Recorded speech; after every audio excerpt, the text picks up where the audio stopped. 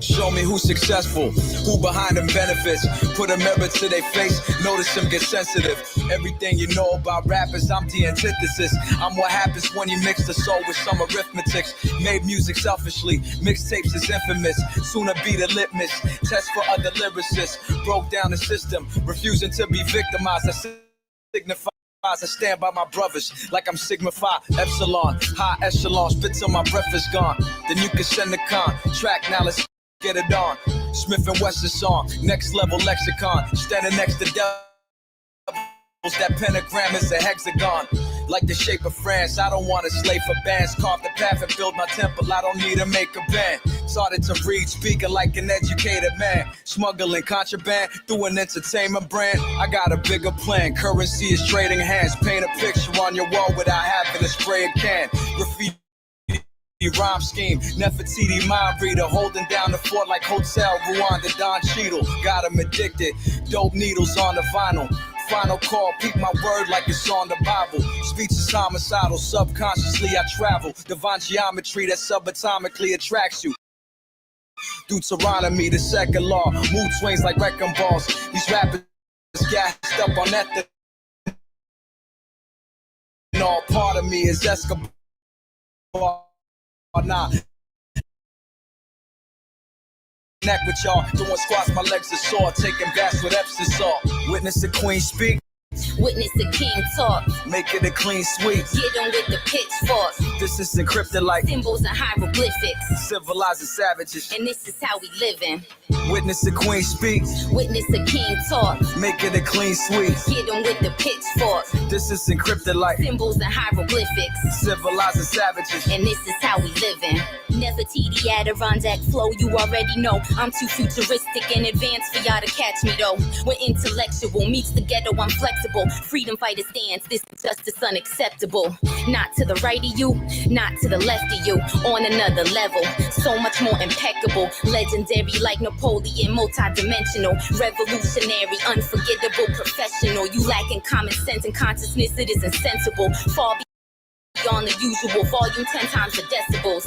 I am exceptional, sexually irrepressible. They couldn't take my soul when I did 5 up in correctional. I'm too respectable to deal with y'all unethicals. They ask me what my secret is. I eat my vegetables. Dope fiend, rap, Dino Goings, you susceptible. Smacking on them veins, my word form injectable. Commemorative, mint condition, a real collectible. Going up in history, undeniably ineffable.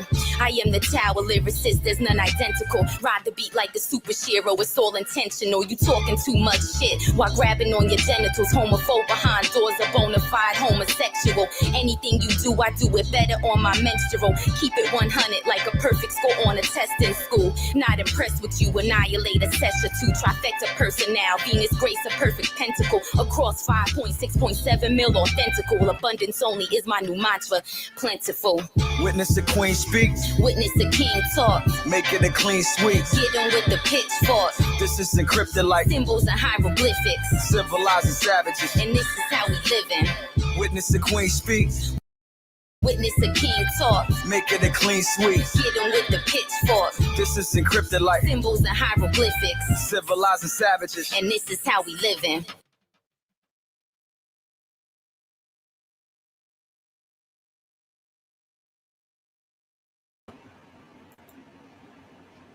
Hello, hello. What's up? Long time no see, Abby. Whoops. Maybe we're not ready for that. I thought the video was over.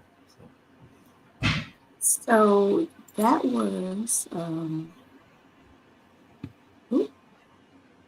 we go. So, I don't know what's going on with my Wi-Fi, because I am on my own Wi-Fi. But that was my friend from Brooklyn in New York City.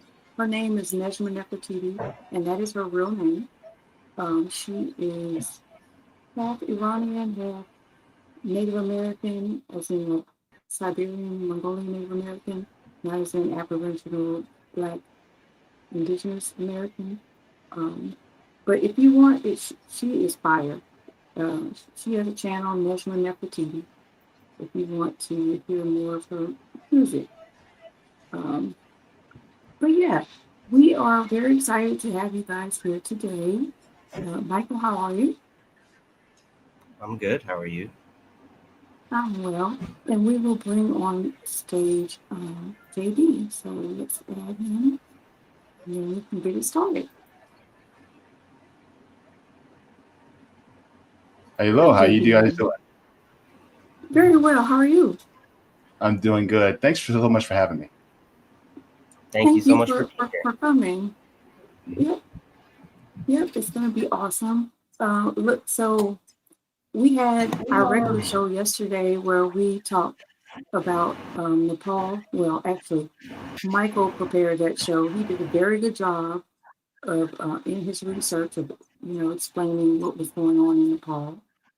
Um, he was preparing for that show, and I was preparing for this one. And I just have to say, I tried to be so organized and break everything into segments, but everything was so connected that even though I tried to break it up in segments, it was so interconnected that I don't even know how it's going to go. So we're just going to we're just going to see what happens. So what we're talking about today is the morality of Murica. Look, it feels like I kind of want to say we have devolved, but have we, or is this who we've always been the entire time? My mic is doing it again, Sean. I checked it before. Yeah, that's a good question, though.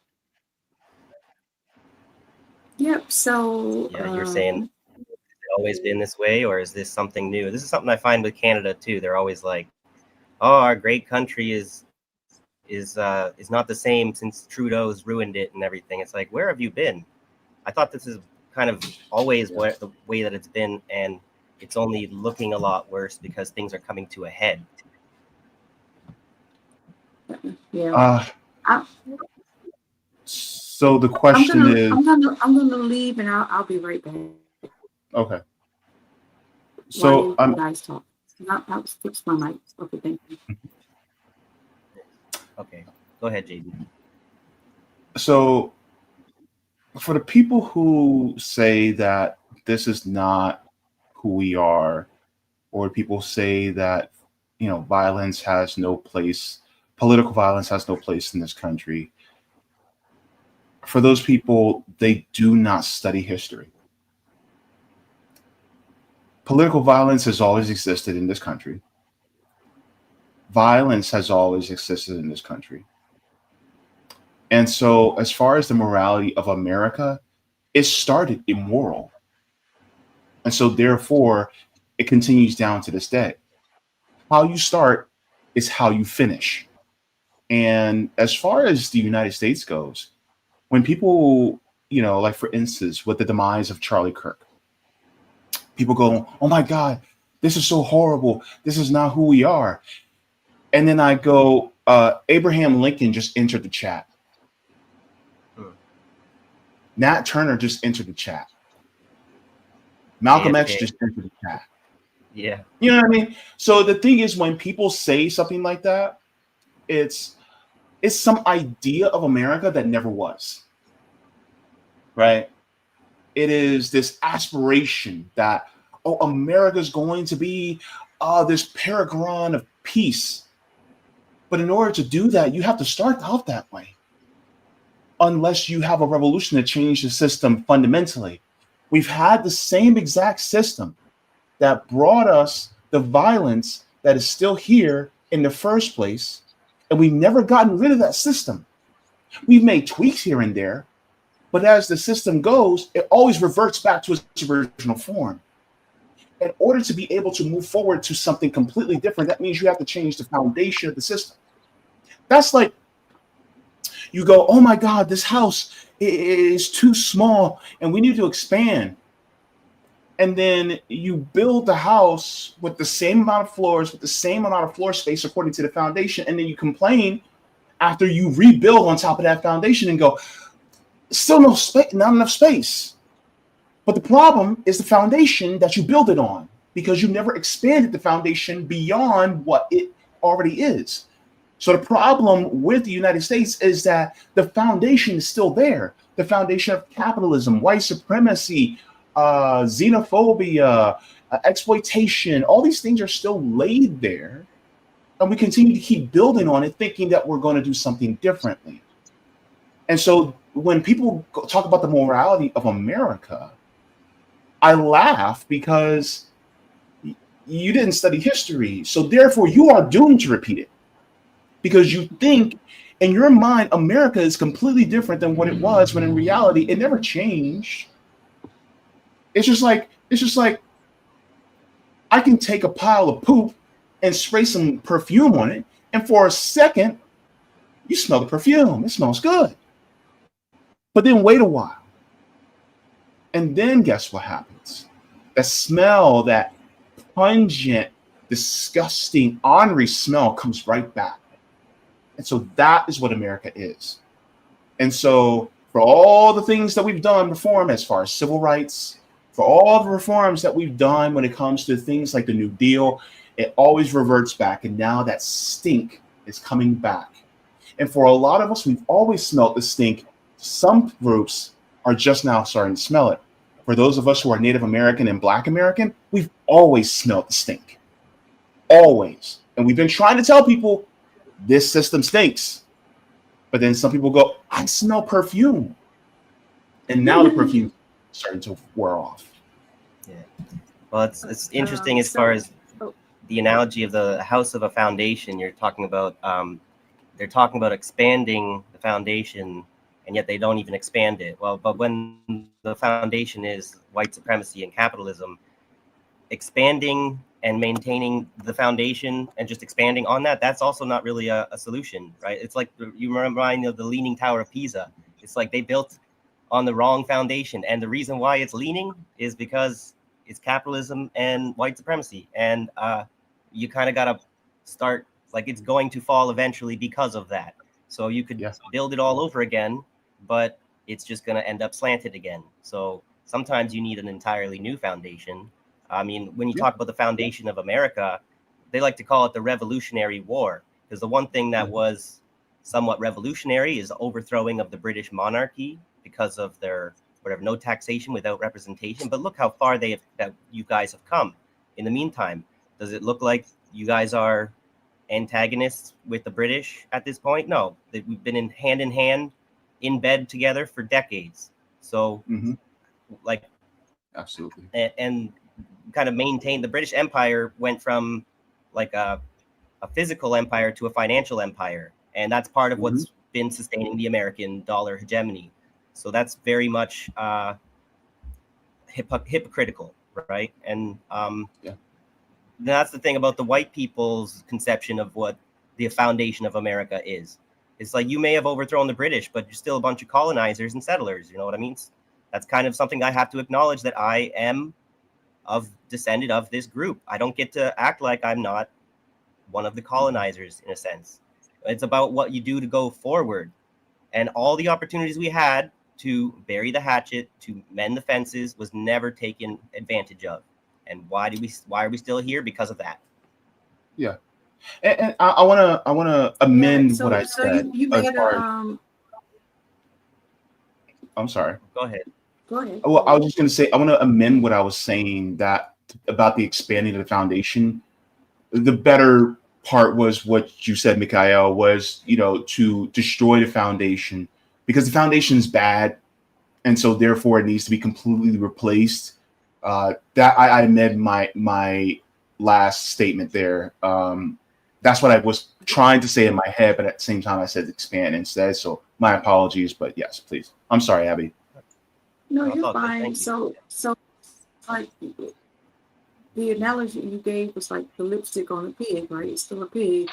And I'm really glad that you led with that, because my analysis of that is the reason why we aren't in the place that we should be is because after the Civil War, the people who should have been reprimanded were never.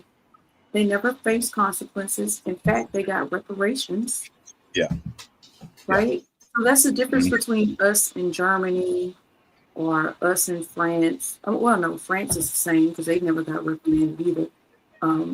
That if we would have nipped the shit in the bud, went back then, but we didn't. They went further, passing laws to actively discriminate against marginalized people. And so the hubris of people with these ideals, because they left the plantation and went on to be judges, teachers, doctors, Congress people, people in all these high places, and still implementing things to actively oppress marginalized people. So there's a hubris within them that they are still allowed to be able to do these things. So that is the fault of this nation. Yep. And until we like throw people in the head and say you are responsible for your crimes and this is your punishment, it's never going to stop. Yep. No one above the law, right? Say again? No one above the law. Everyone likes to say that, but if it doesn't apply, that means none of us are beneath the law.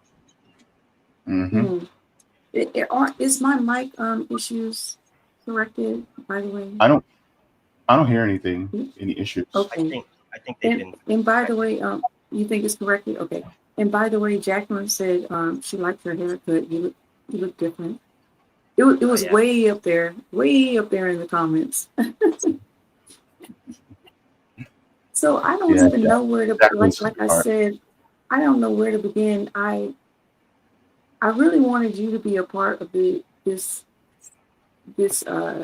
discussion, because the morality issue, there's a lot of things. So it's about eugenics. Michael loves that topic. Trans people, queer people. I'm a queer person myself. I don't think you knew that, but whatever. Black people. See you rainbow fam. Okay, all right, I see you. Yeah, I am.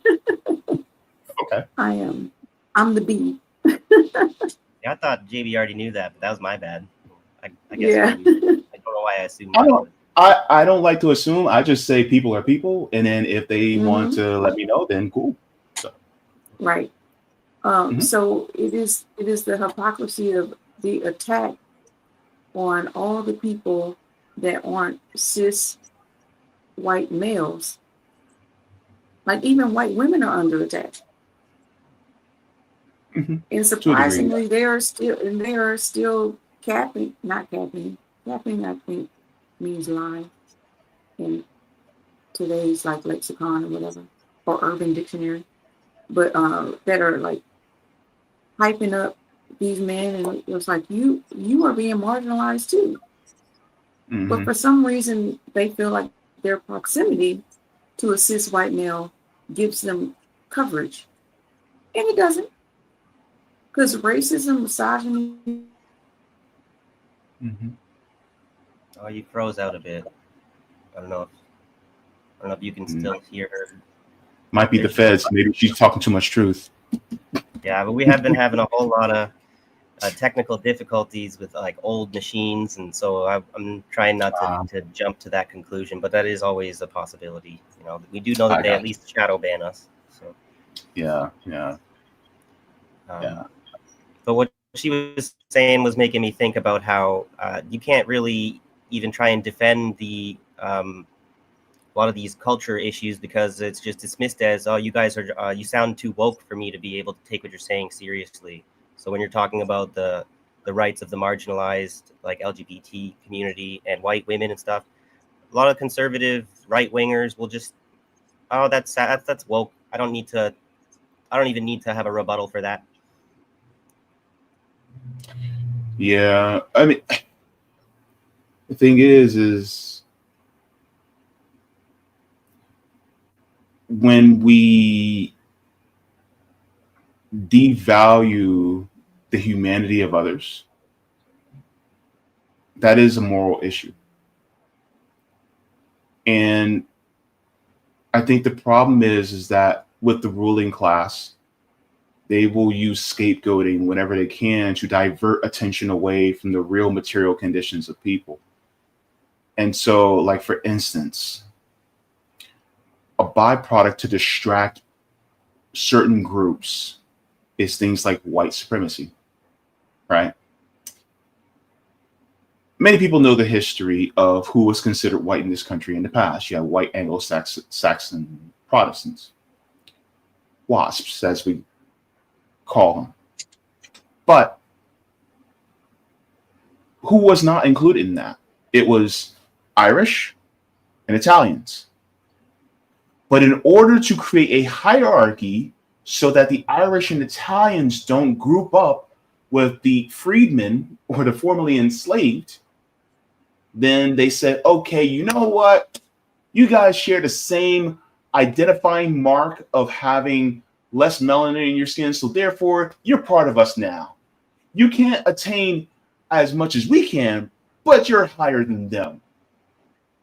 And so therefore, then that was the marginalization that happened. Then further marginalization, you know, of course, also was gender, right? We're men, we're bigger, we're stronger. And then, so that was a marginalization.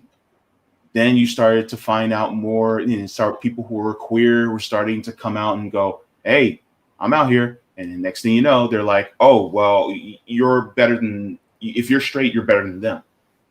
And so it's fracturing, but this fracturing is to keep all the people divided so that we'll think, oh, it's the queer people is the problem. The trans people, they're the problem.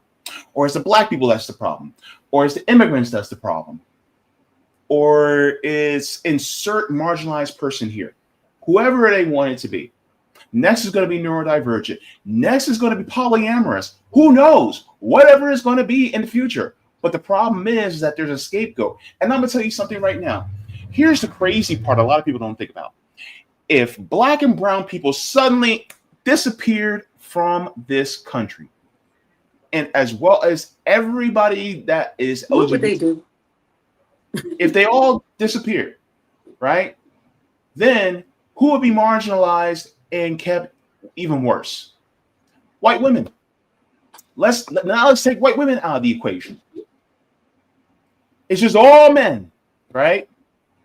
Then marginalization will happen even further. Oh, well, Irish and Italian, you guys are underneath again. Take all of them away. Then who's left? Anybody who has brown hair is now X'd out. Then take all of them away.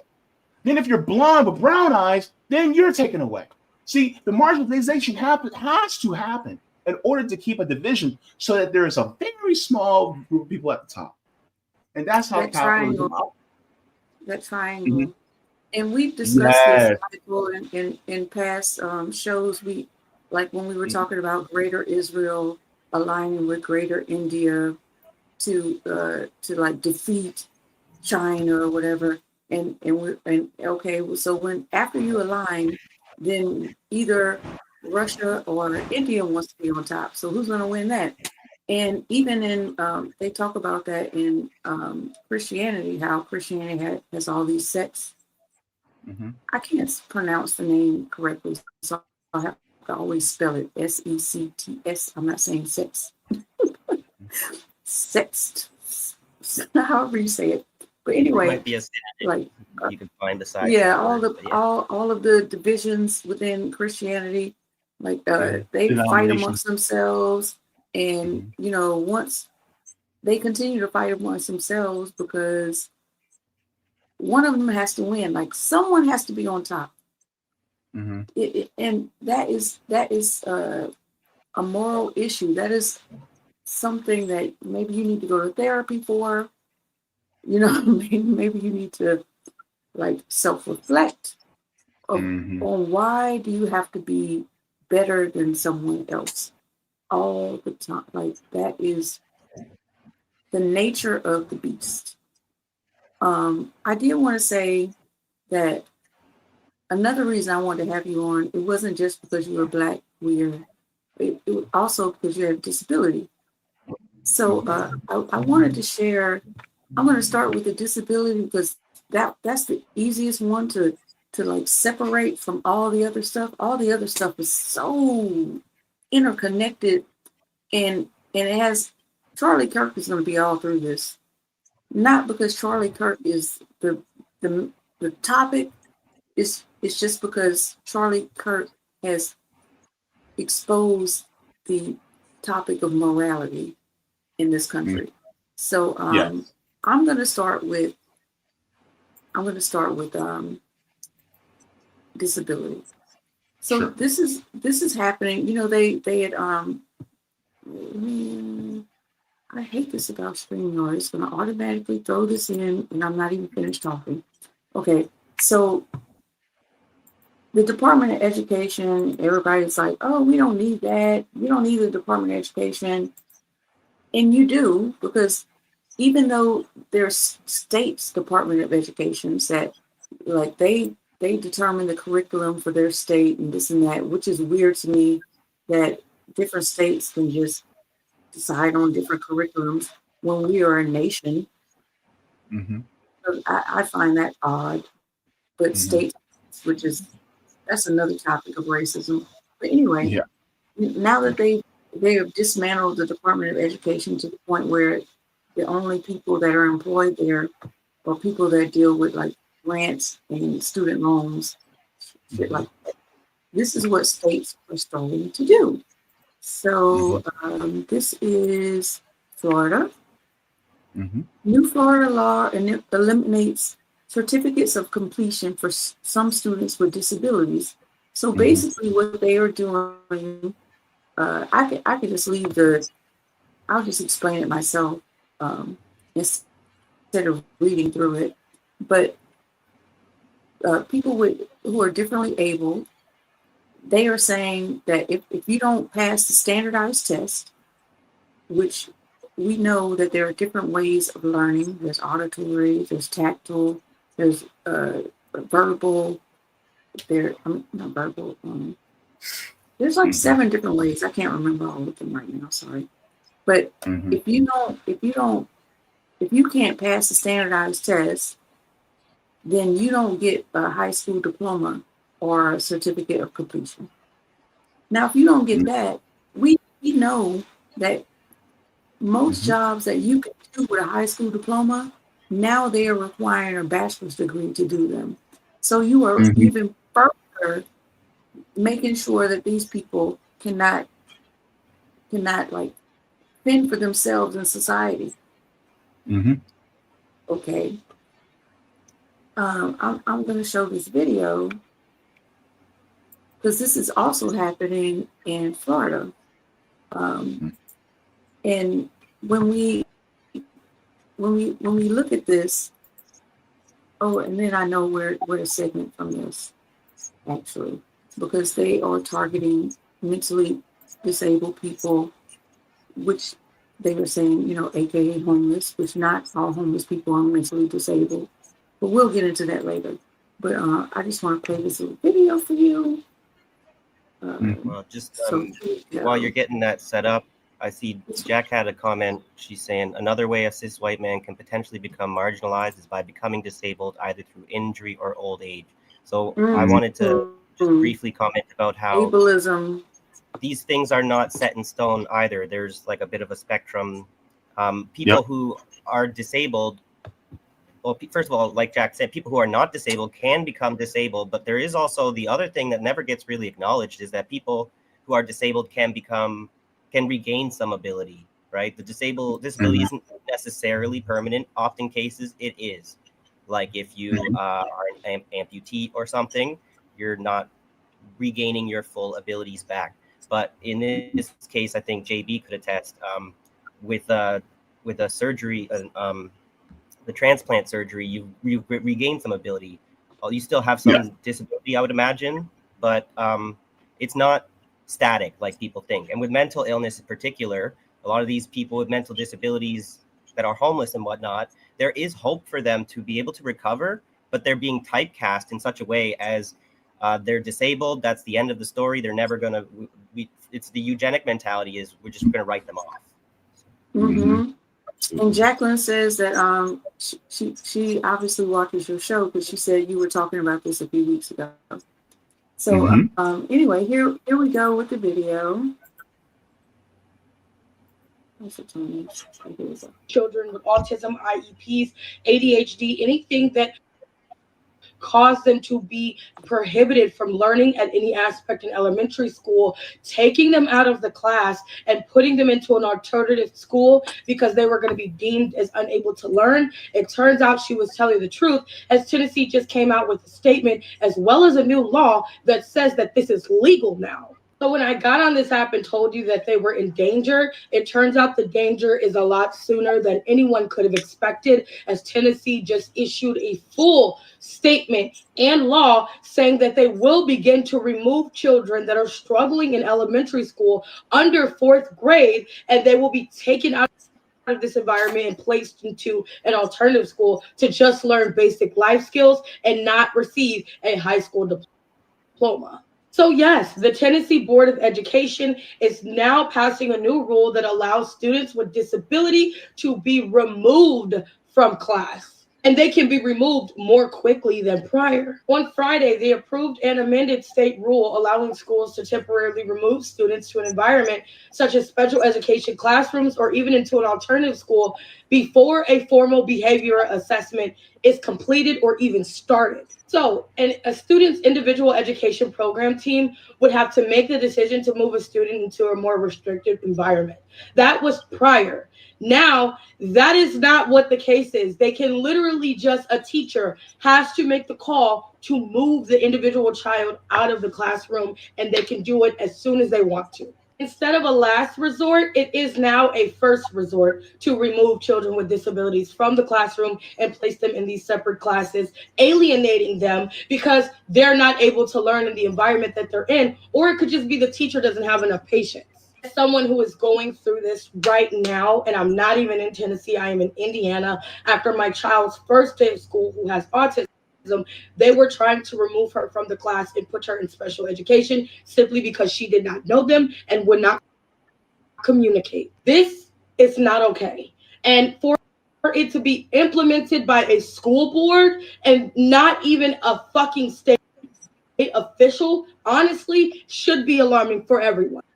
There is no way in the hell that we are removing students from the classroom before they can have an educated team assess their behavioral disability or their learning disability if they have one.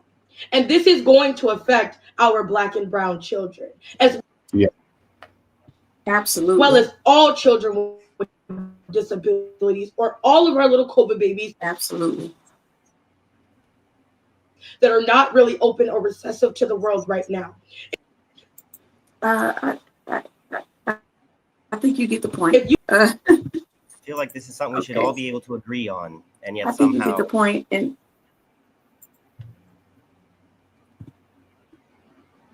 yes, I was also asking. I'm sorry. I'm having something's going on with my computer. I'm starting to feel like maybe I need a new computer. So if I'm jumping in while you're talking, I'm not doing it to be rude. I'm having a delay over here. Okay. Yeah. So everybody knows that is in our chat that my partner Tosh Schmidt is a educator. Now I have worked as a student teacher, and I've seen firsthand. It was beautiful. Like special ed children. You remember back in the day when they would just put them in mental institutions and that would be it. But now they agree they need to be socialized like any other person. So even though they have their own classroom, they come out of that classroom and go to different classes with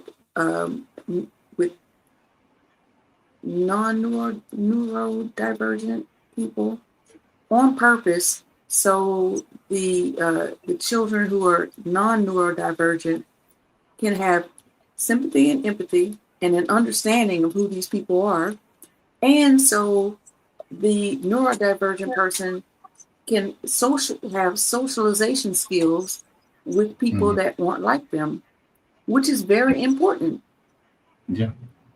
Extremely important. And then she also mentioned how it would it's going to negatively affect brown and black children.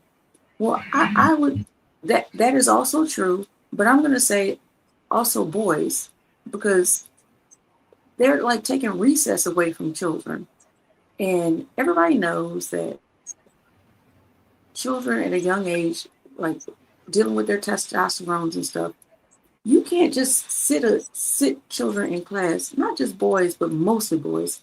You just can't sit them in class all day, and then when they are misbehaving, then you're like, something wrong with him, something wrong with her, and really Yeah, they just because need you to gave go it play. something wrong.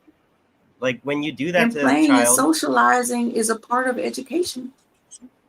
yeah, when you make Go someone ahead, I'm sit in a sorry. Go desk ahead. for hours at a time, what you're doing is you're creating the conditions to give them more mental health problems. And then you're denying that you've done Yes. that, and you're blaming the individual for things that you created. So that's just beyond the pale. Would you like to comment on this?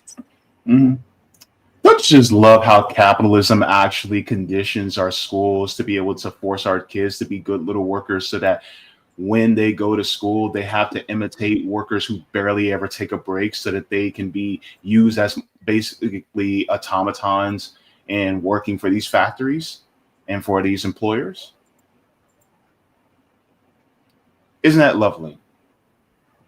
Like, for instance, taking recess away. How many of us adults can sit through 4, 5, 6, 7 hours of just doing tasks without doing any type of breaks whatsoever? How many of you, if you're at work or you're working on something, you're working from home, after about maybe 45 minutes to an hour, you look at your phone and you kind of scroll through your phone a little bit? Dr. Devon Price, in their book, Laziness Does Not Exist, calls that cyber waffling, right? Or cyber loafing, I'm sorry, cyber loafing. So you could basically loafing around, in cyberspace. Before smartphones, we would get up and loaf around, at work. Chat with a couple of workmates, something, get coffee, recess. Essentially, that's what it was. But the problem is now they also want to take that away from kids. And as well, you cannot expect adult behavior from children. They're children. They're trying to get adult behavior out of children. Now, you're teaching them how to be an adult, but at the same time, in teaching them how to be an adult, you also have to expect child behavior out of a child. And in doing so, you have to acclimate. And one of my favorite videos was by Sir Ken Robinson. And this video is basically a whiteboard animation. It's called Changing Education Paradigms. And one of the biggest flaws within the capitalist system is that the system of education is actually built on industrialization, right? Even how the way schools are built, how, kids really are grouped together by their manufacture date or age, as we call it, right? Instead of teaching the way kids learn, we have to force kids to learn the way we teach. And we do a one-size-fits-all for every single child. Even though some of us are visual, some of us are kinesthetic, some of us are, readers, some of us learn better in big groups, some of us learn better in small groups, some of us learn better alone. Some of us learn better in the morning, some of us learn better at night. But they don't acclimate according to the way kids learn, because they need them to be good little workers for the corporations, so that by the time they graduate, then number one, the amount of divergent thinking that they have actually goes down, because your divergent thinking is actually highest when you first start school, and then you're educated out of it, which means that your ability to be able to have a broad imagination to think of different things for solutions as she goes down. And then on top of it, because you have been stunted in that way, by the time you hit 12th grade, okay, now you're ready for the workforce because you're not doing too much thinking that would make you question the authorities that we have set up. And so I'm tying this back in with the disability factor, is that when you're disabled, your value is lower according to the measurements of this system. You are not seen as valuable because you are not as productive. You will not make the billionaire class as much money. So therefore, you're seen as less than. And taking them and sending them away to an alternative school basically means that you're going to relegate them to, okay, we don't want to see y'all go over there. It's basically a step below just sending them to an institution and locking them away there. Versus they are human beings. They deserve to be among us in society and then acclimate to be within society. But instead of doing that, we're going to send them off because they want people to be quote unquote normal. When in reality, disabled people, including people with intellectual disabilities, have been living among us since the beginning of humankind. And so this really is this is also a moral issue, to tie it back to what Abby asked, in that we're devaluing certain humans based on their production value. That's what is so horrible about it. Never mind the fact that also the least represented in kids with autism are Black females. They're the least represented. Young Black males are also typically the ones who are most times targeted as being disruptive or problem children. And so they're most likely to get detentions, referrals, suspensions, things like that.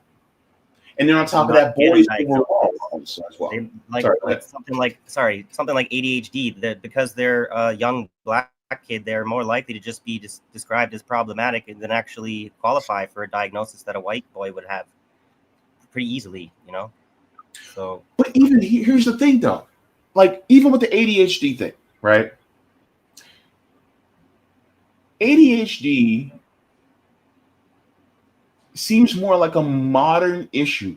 I'm not saying that it doesn't exist. It does. But the problem is that we do not have a society that's conducive for people who do have ADHD in order to be able to focus. And sometimes that ability to be able to focus is to move around. Yeah. Is to be able to act, to do things outside of just what's the word I'm looking for? It starts with an A. For a basic like chalkboard, signs on the wall, an analog type of learning experience where it's just boring. Okay. We literally live in a digital age. We literally have computers in our hands. The size of computer went from being the size of this room back in the 1960s to being something I can fit in my hand with more computing power than those ever have. And so we literally expect our kids to be able to sit still and just listen for 6 hours. I'm sorry, about 5 hours of the day. Then you count about 30 to 45 minutes for lunch. Yeah, well, glasses are a good example for that. What you're talking about as far as technology and just like human civilization is developed so much that things are so different now from what we've developed over millions of years. Our evolution literally can't keep up with how fast things are changing. So one of the reasons why so many people are wearing glasses now is because we're spending so much time just indoors, and our bodies, our eyes are meant to be out like in the jungle, on the plains, being able to actually see far away. And now we don't need that adaptation anymore. So our like evolution is literally just evolving us away from needing to have those abilities, because we just don't need. We've decided as a culture, we don't, as a collective species, we don't really value that kind of thing anymore. And it's got to do with what you're saying about what is productive for a capitalist, because like reason why we're getting all this ADHD partly is, I think it's got a lot to do with the advertising. So because advertising makes a lot of money for a lot of people, even though it's an atrocious kind of thing and destroys a lot of like healthy like psychology, but because it's productive for the capitalist, it must be forced on us, and then we have to take whatever consequences come with it. So can I say something controversial? Of course. If we had a system that was people centered, then we would adapt society so that people who do have ADHD, most times, I'm not saying all the time, but I say most times, probably wouldn't even need to take medication, because it will be conducive for them to be able to still operate, and then they will be able to do either the physical or mental things that be able to help them focus, right? Because it's not based on profit, it's not based on production value. But because of the system that we have, okay, we got to get these people to a point where they can produce more for us. So we have to medicate them in order to be able to get them to be more productive. So let's pour all these pharmaceuticals into them so we make them more productive. And so then that's what we do. When in reality, if we had a system that was more people-centered, outside of a capitalist system, would we even really need that medication as much? Now, you may need it for more extreme cases, of course, but it would go down significantly. There should never be a profit motive for medications for illnesses. You know, the medication should be about should be prescribed for medical reasons, and unfortunately, the profit motive is a big part of what medicine is being offered and why. Like for me, I always wanted to get access to medical cannabis from my doctors, and they had an ideological bias against that. And so they want to give me things like antidepressants and antipsychotics. No matter how many times I insist that I'm really not looking to do that, they kind of just say, well, then I guess your problems can't really be addressed, because they see the cannabis as the cause of the mental health problems. Yeah. And it's, regardless of whatever testimony that you give about how much it is has a palliative effect, it has a beneficial effect on my mental health, that's considered, rationalizing of an addict, Yeah. And so then it gets onto the concept of addiction, right? It's like that's basically a disability that gets treated as like an invisible disability that's actually pretty visible half the time, that people, because it's culturally normalized, like alcoholics are all over the place, and yet how many of them are actually on disability as an alcoholic? Because you can't acknowledge alcoholism as a disability, because culturally it's just who we are, how we behave. And so if you decide to say, oh, maybe there's something wrong with this behavior, then you're kind of ostracized, because you're talking about the uncomfortable truth people don't really want to acknowledge. So then you just get called a bitch or whatever, or a pussy for not being as tough as, like, not pulling yourself up by your bootstraps like everybody else. But that by trying to do that putting on that tough alpha male kind of persona, I can do this because I say that I can do this, that's how you make things worse. And so to do the right thing is to acknowledge where you have some weaknesses to actually overcome them. But then you can't do that because culturally, socially, we've made that anathema. So yeah. May I just say, I'm really getting pissed because for some reason my computer is not behaving the way it should, and I can't like join in on the conversation. Like, if I'm trying to pull up these things, so maybe I should leave that alone and we should just talk, I guess. I don't know. But Michael, if you can manage to chat a little bit, because people are saying really good things in the chat, like This one right here, Jacqueline was saying, in the UK, it is left up to the teachers to spot if children might be on the spectrum or might be dyslexic or have any form of learning difficulty. But what if that teacher is racist or bigoted? That's the same thing that happens in America. And to go even further, when desegregation happened, they took the black children but fired all the black teachers. So now it's left up to these white teachers, and you don't know which one is this. Like Muhammad Ali said, if there's 1,000 snakes coming at me, there might be 100 snakes that won't bite me. I don't know which snake is a snake. So that's kind of what happened in the public school system in America at that time, and it's kind of still happening today. Yeah. So if you are allowing the teachers to say, this one is a problem and that one is a problem, and there's no other evaluation but their word, well, who the fuck are they to decide that this child is, it's the school to pipeline prison, basically. Well, it's like that video you were sharing about the no longer doing the behavioral assessments. Well, but what does that mean? That means that the teachers on the spot without training are going to be doing a behavioral assessment, whether they say it or not. And we've also discussed, Michael, in past podcasts about the way the classroom looks. Like, it goes from very colorful to then very gray, and like it starts to look like a prison the older you get. Like in elementary school, it could be a little colorful, but by the time you're in middle school, where'd the colors go? Mm-hmm. Why is everything gray, beige, and white? Mm-hmm. That looks like a prison. Mm-hmm. And where's the social forming of relationships in all of this? Yeah. So go ahead. Well, I didn't mean to cut JB off there. He looked like he was going to say something, but then I wanted to ask Sean about what was it that I was not right about? If you could clarify. Sorry. And then there's this question here. This one.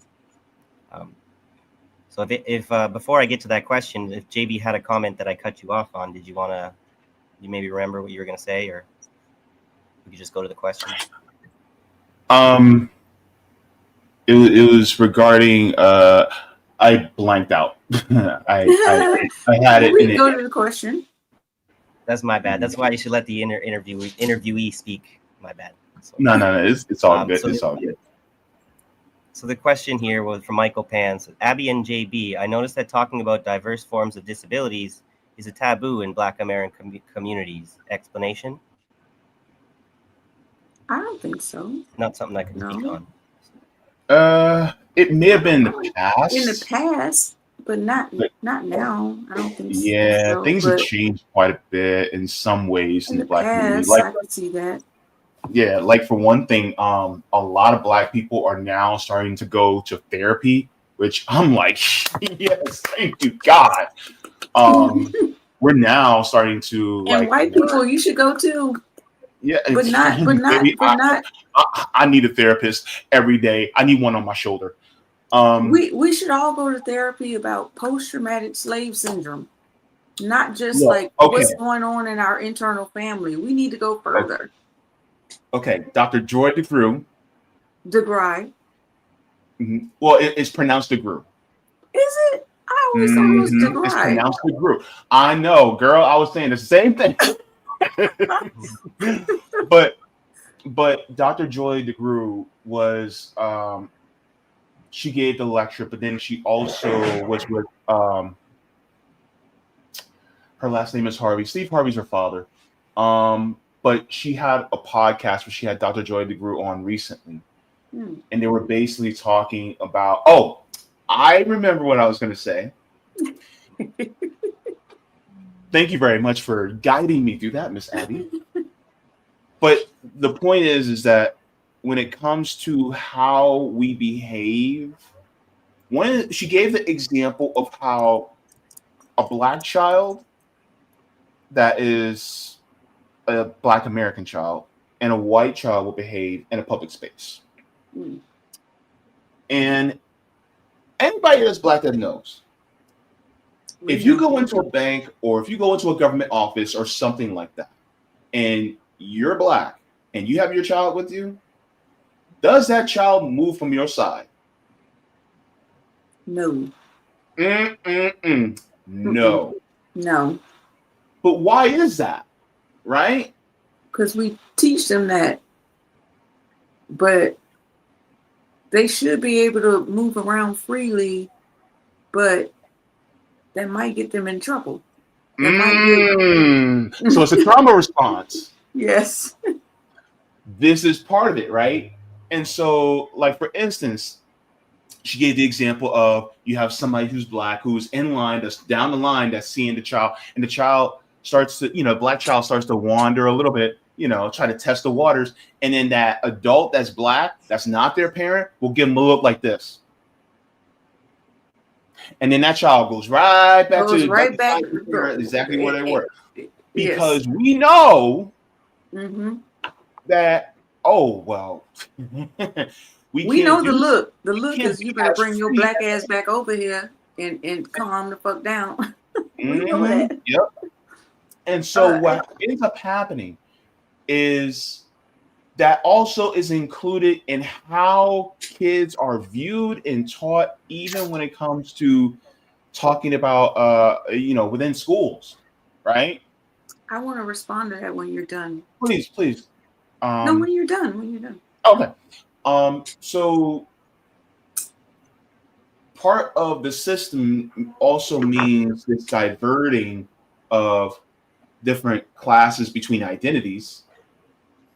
And so when you have a child that's raised to think that I don't have as much freedom, then of course, when it comes to seeing kids who may have different identities, if they also have that piece of being disabled on top of that, then that's just another strike against them.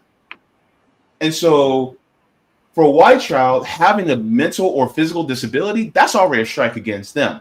But that's the only strike against them, unless they're disabled and female, and then that's two strikes. And there's still more empathy for them. There's still more. Unfortunately, yes, there is still more empathy.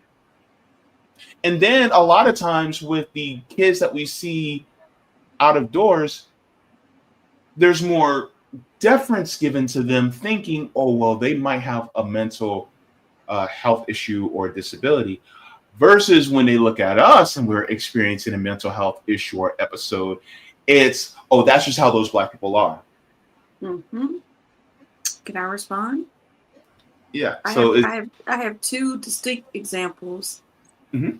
And I'm just going to talk about these two distinct examples, but, it can happen to white people too.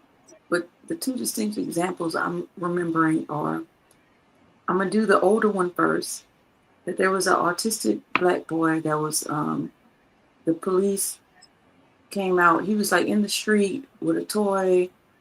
He had gotten out some kind of way or something. And his mental health provider, which was a black man, was like laying out on the street with his hands up, saying that this child is autistic.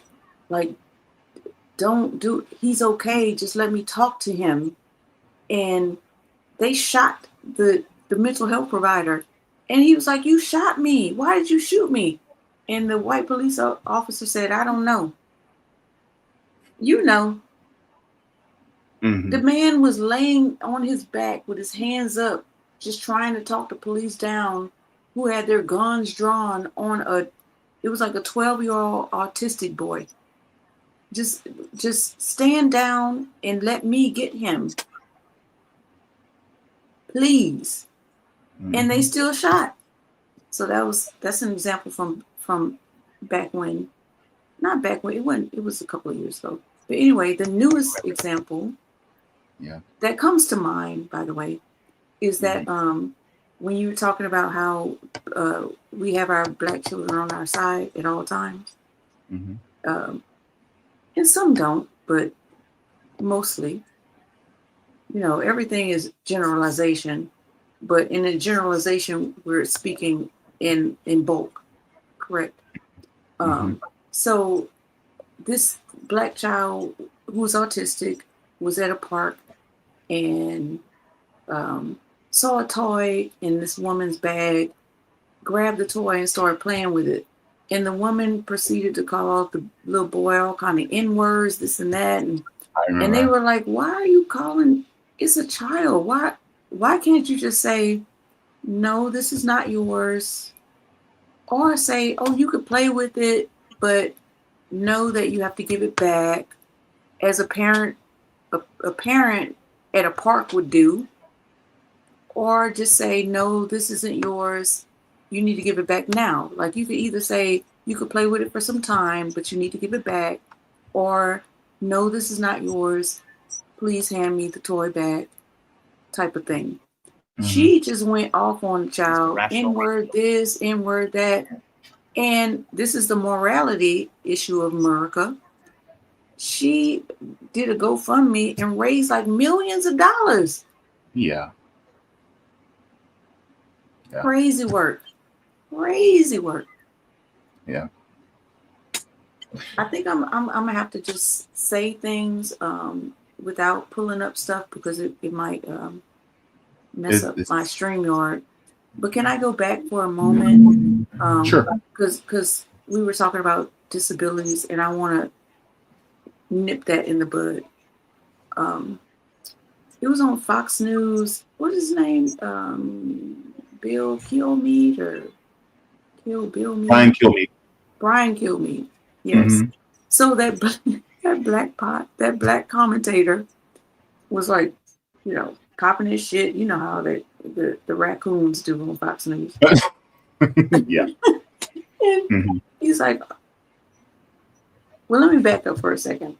The Trump administration were trying to claim that we're going to take the homeless people off the street and provide them resources. And I was like, since when did I don't care if it's the Republicans or the Democrats, since when have either of you cared about providing homeless people with resources? So that was a lie.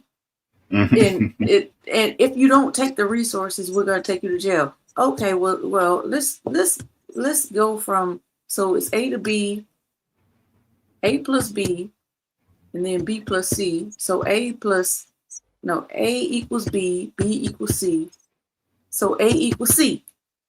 B is the provide resources. That ain't gonna happen. So we're going straight to C, which is put your ass in jail. Almost like vagrancy laws. Correct? Okay. So, but they're trying to fill us a bill of goods, like they're actually wanting to provide these people with resources. Okay, so the black raccoon was saying, "Oh, we're going to provide you with the. If you don't take the resources, then off to jail you go." And that guy, what's his name? Brian Kilmeade. Brian Kilmeade. You remember what he said? Yep, he said involuntary lethal injection. She said, "Just kill him." Just kill him. And then even the black dude, the way he looked. Let me turn my camera back on, because he was like, yeah. And then when he realized what he said, he was like, oh shit, wait. I didn't want to go that far. He still has a job. I know. Now, right here in Baton Rouge, Louisiana, there was a professor that said, I don't have empathy for Charlie Kirk. She's on temporary suspension, provided an investigation, and she's probably going to get fired. That man still has a job. Nope. Jesse Waters still has a job. He's saying it's them against us, and we need to have a civil war. First of all, who the fuck is them and who the fuck is us? So this is the morality part of America that we are going to get into. But I just wanted to nip that disability thing in the bud, because that comes down to homeless people too. And I'm gonna make one statement, a personal statement. One of my friends had said,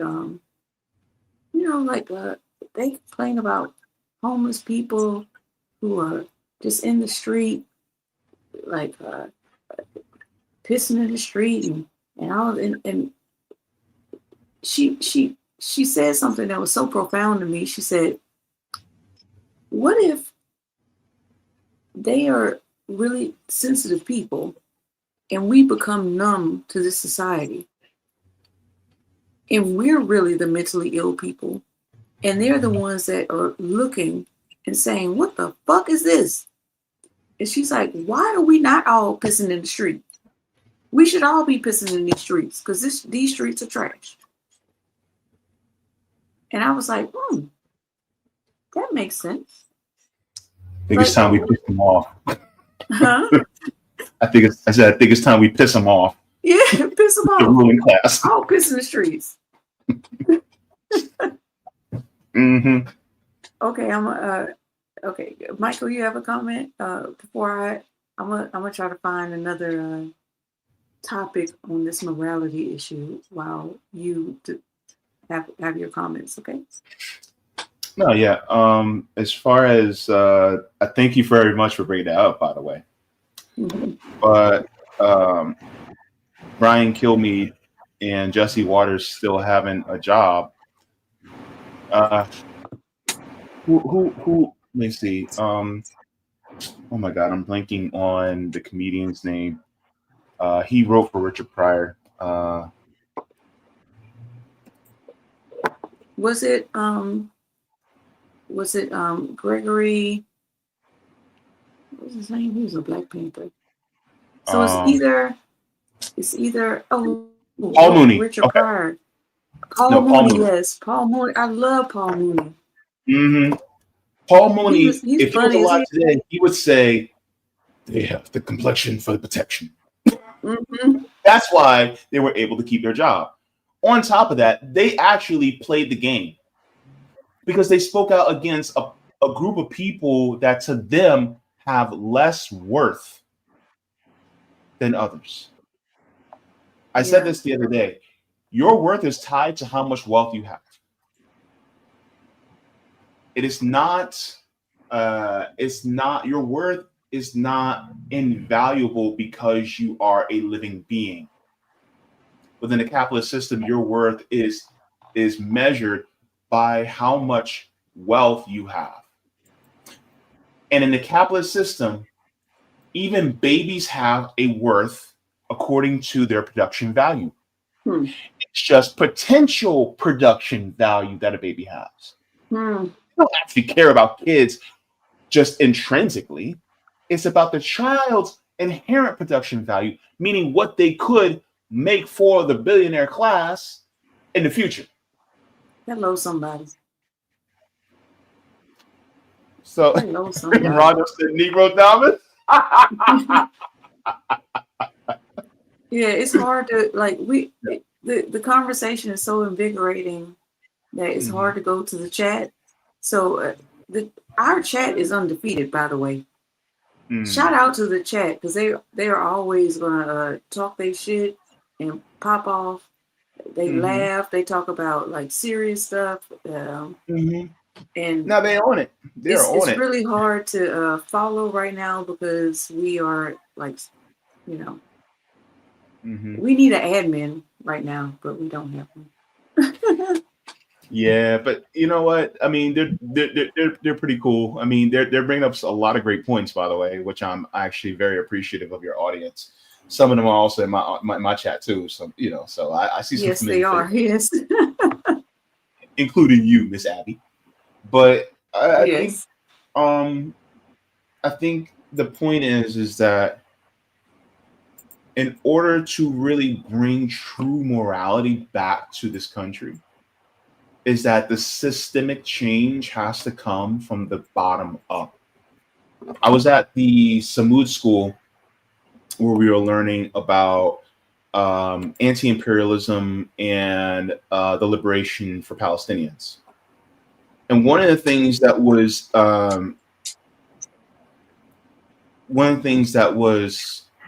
reflected on at that particular lesson was that the people who are the most disenfranchised need to be the ones that lead the movement.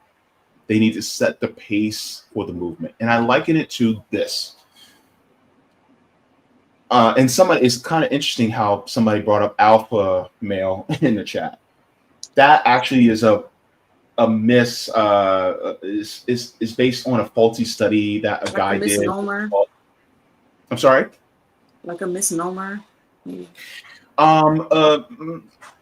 It was a faulty study that he did because he was observing wolves in captivity in order to learn more from them. And so he came up with the alpha wolf and, the alpha male and things like that, right? When in reality, in nature, when wolves are traveling, it's kind of interesting. The ones at the front are not the leaders. They're the leaders, but they're not the leaders. So the ones that are in their prime, the prime male and the prime female, they lead from the back of the line. The people who are at the front are the ones who are the more sickly and elderly, basically the more naturally disenfranchised of the entire group. And they set the pace for the entire pack. The ones who are in the middle are the children, are the pups. And so therefore, because they set the pace for the entire pack moves at the pace of the most disenfranchised. So if we were to take that same lesson in this country and change the system, the most disenfranchised people would be the ones that set the tone and the pace of how the country goes, meaning no one gets left behind. The problem is that they don't feel that way because it's all about me. The triangle.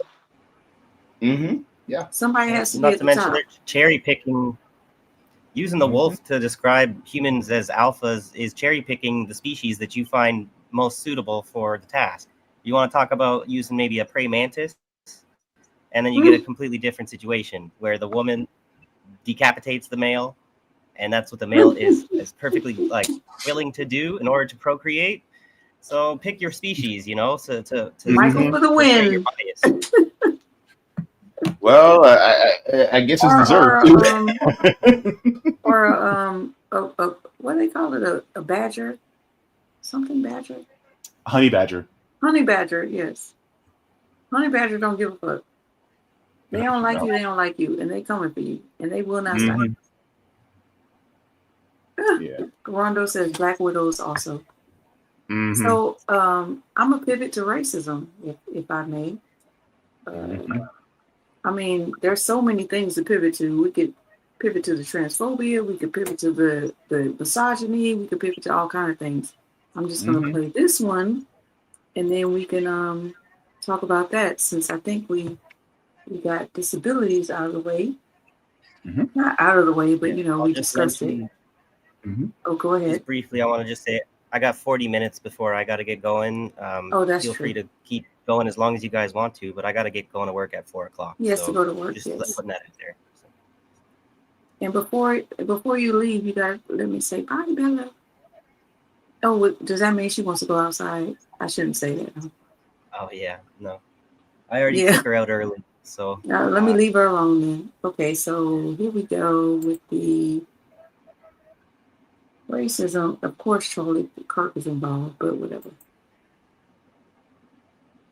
It's about 13 to 14% of the population. Yes, about half of all prisoners are black. Exactly. So blacks commit more crimes than whites do. They commit more murders. They commit more arsons. They commit more kidnappings. For example, blacks are 13% of the population, and they commit 58% of all the murders. Okay, Let's talk about it. These are obviously racist claims, but I will respond to them as if Charlie Kirk were a reasonable person. Black Americans are about 13 to 14% of the population. Yes, About half of all prisoners are black. Wrong. Just 38% of America's prison population is black. That's according to the U.S. government. But it makes you wonder why Charlie feels the need to add an additional 12% to the black prison population. Could it be because his bigoted talking points only work if he exaggerates? If Charlie were actually looking for the race that makes up half the prison population in the U.S., he'd look no further than white people at 57%. Exactly. So blacks commit more crimes than whites do. Wrong. The word "so" is doing a lot of heavy lifting in that sentence. So blacks commit more crimes. He's saying "so" as in therefore, as in one could conclude, but Charlie knows he's lying. Even if he hadn't just lied about the black prison population, Charlie is smart enough to know that correlation does not equal causation, but he's hoping that you don't know that. So he deploys the word "so" to make you think he's coming to an obvious conclusion. So blacks. Instead, he's making an illogical, racist leap. Charlie knows that we don't have usable data about who commits crimes. It's impossible to have that data since so many crimes go both unreported and or unsolved. Charlie knows that we only have data about arrests and convictions. I'll come back to that data in a moment. What's painfully obvious is that Charlie Kirk isn't interested in understanding the statistics he so carelessly misquotes. He's interested in making bad faith arguments, something that becomes even more obvious in his next point. Blacks are 13% of the population and they commit 58% of all the murders. Wrong again, and loud this time. If Charlie were interested in honesty, he would have mentioned the other 1350 statistic. Yes, black people are about 13% of the population, but make up 53% of all criminal exonerations. In fact, black people make up 55% of all murder exonerations specifically. Black people are more likely than any other group in this country to be convicted of crimes they did not commit. And then people like you have the nerve to parade these stats around as though they prove something. The reality is that you probably know these stats, but you leave them out on purpose, because to bring that stat into this conversation would make some people think. And that's the last thing a person like you wants.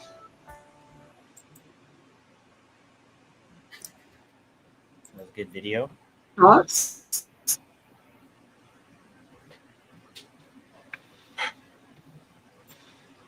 I'm going to be very careful for reasons. But a lot of times they want to attribute this because they're scapegoating in order to, they're scapegoating to make their bread. It's about the bag. And there's a ton of money on the right. There's a ton of money. Well, we could talk about the fact that Charlie Kirk his father is inexplicably linked to Donald Trump. Already, he was already, like, a lot of these people that they put in front of our face, they are thrust into our faces on purpose. And Charlie Kirk made a lot of money at a very young age. They talk about how he is a college dropout. He's a college dropout on purpose because someone like saw him in high school or something, like this 72-year-old man or whatever. And they knew that they, like, the boomers of their time were, they're dying off, right? And the more people go to college, in college you have to research and you have to define your sources. You have to think. So they wanted him to go into, that's why he's like purposely going to these white colleges, because he's trying to pick these white children out before they get the intellectual knowledge that they need to realize this is all bullshit. Like, he was bankrolled full of money to do this shit. I don't know if you're familiar with that. If either of you guys are familiar with that. So he has these bad faith arguments, and he omits certain statistics he omits things to push forth a narrative on purpose that the white male and the white race is being attacked. Who's attacking you? Half the black population didn't even know who you were. The white male is actually being under attack, but it's not being attacked by the people who they think they are. Gropers. It's mostly being people who attacked. look like them, who have billions of dollars. The That's call actually is coming from inside the house. It's a call, it's a text message, it's a fax, it's all of it. But the thing is, like, it's the billionaire class that is really what's, you know, for instance, who signed NAFTA into law? NAFTA. Oh, that was Bill Clinton. Okay. As far as the gutting of union protections, most of the people who have done that were white, if not all of them. They all white. The Democrats and the Republicans, they're the same people. That's why when they have the Black Caucus and the Asian Pacific Islander Caucus and the Latino Caucus, that's all smoke and mirrors. Because at the end of the day, white supremacy will prevail, even in that party, right? They're put there on purpose to make us think we have a voice. No, we fucking don't. But and so that's why, like, even within the capitalist system, even if you are white, cisgender, heterosexual, male, you still are at a disadvantage based on your class as well. But the people who are telling you who is disenfranchising you are actually the real problem. But they're telling you that people who don't have power are the actual problem. So in that way, they are under attack. It's just the person who they're being attacked by is the person that's telling them that they're under attack, and then they're pointing at somebody else instead of pointing at themselves. Who made this quote? And I'm gonna paraphrase the quote. If you can convince the poorest Lyndon Baines person, Johnson. Thank you. But I should finish it for the audience. But I'm sure our audience already knows. But just in case somebody comes back and watches this, I should finish the paraphrasing quote. If you could convince the poorest amongst us that they are better than the richest black man, then you won. Because the cloak of whiteness will always prevail. Okay. So I found a quote. He says, if you can convince the lowest white man he's better than the best colored man, he won't notice you're picking his pocket. Hell, thank you. Give him somebody to look down on, and he'll empty his pockets for you. Woo! Hello, somebody. That reminds me of I think it's a Voltaire quote, which is, if you can convince people of, now I'm going to butcher it, whatever. If you can convince people of, like, malicious lies, wherever you can get them to commit atrocities. That's a bit of a paraphrasing, but it's essentially the same idea. And so I'm reminded, we're talking about statistics, and one of the things I think might be an issue there is like what we're always saying is that the problems are systemic or systematic, right? And so I think there's some epistemic violence that goes on. It's a bit of a fancy term, but it's sort of like silencing, like the cancel culture is epistemic violence, where we're trying to deny people the ability to say their perspective. And if they have a truth-bearing perspective, you're denying the truth the opportunity to be spoken. So there's a lot with the statistics, with gang violence and stuff. I think there's a problem. There might not be an agreed-upon way to measure the violence, and that in and of itself might be considered epistemic violence. Because why is it so difficult to objectively record the statistics? Why is there disagreement about how to record what type of violence is occurring? There's probably some racism involved in preventing a mental block that prevents them from just putting down the truth on paper. Well, the DOJ just took down their page about have it up there somewhere. The DOJ, they just took down a page about like who commits the most crimes or something in America. They did that on purpose because when you look at it, like pedophilia, bestiality, mass murders, Domestic terrorism, all those things. Mm-hmm. When you look at the statistics, it's all white men. And all white men, most of them are coming from the red. I'm not condoning blue because I don't care for either of them. But most of them are coming from the call is coming from inside the house. And they don't want you to know that. But I wanted to play this as well. And again, in the chat,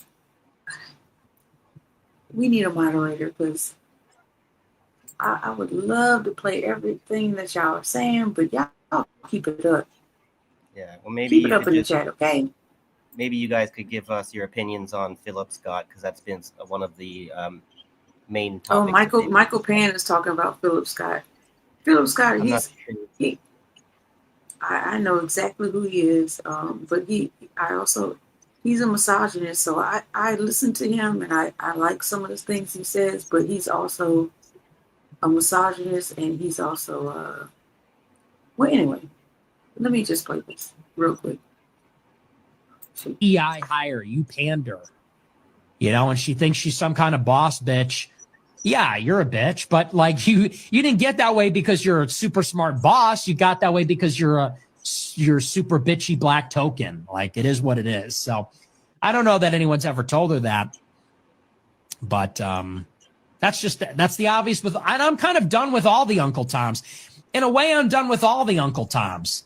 I'm done with Jason Whitlock. I'm done with Candace Owens. I'm done with all the Uncle Tom token blacks. Like, you're not that smart. You're not even that conservative. You built your career on a grift that is now dead. You were hired when diversity quotas were a thing.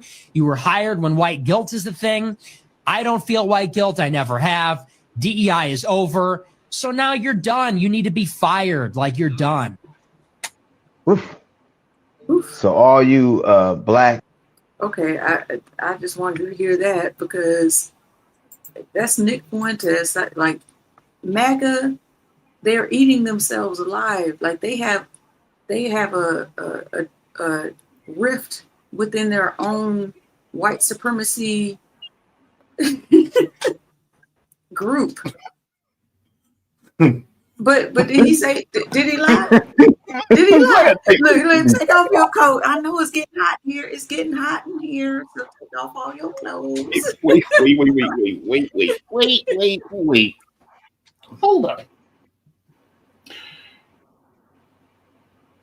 First of all, didn't we tell these black conservatives, and they're not even real black conservatives, because the real black conservatives are actually for, black liberation. They just want to do it through capitalism, but they're not even the real black conservatives. These are the pseudo black conservatives that are MAGA. Mm-hmm. Didn't we tell them that they would never be accepted by the reactionary white conservatives, that as soon as they get a chance, they will throw them away? As soon as. Candace thought she was going to get a spot. And when she didn't, she tried to come back. You can't come back, honey. There is no place for you here. The cookout is, you cannot bring your potato salad with raisins now. Stay over there. We don't want you. Stacey Dash. You don't make me laugh. I'm trying to keep it together. I'm trying to be serious now.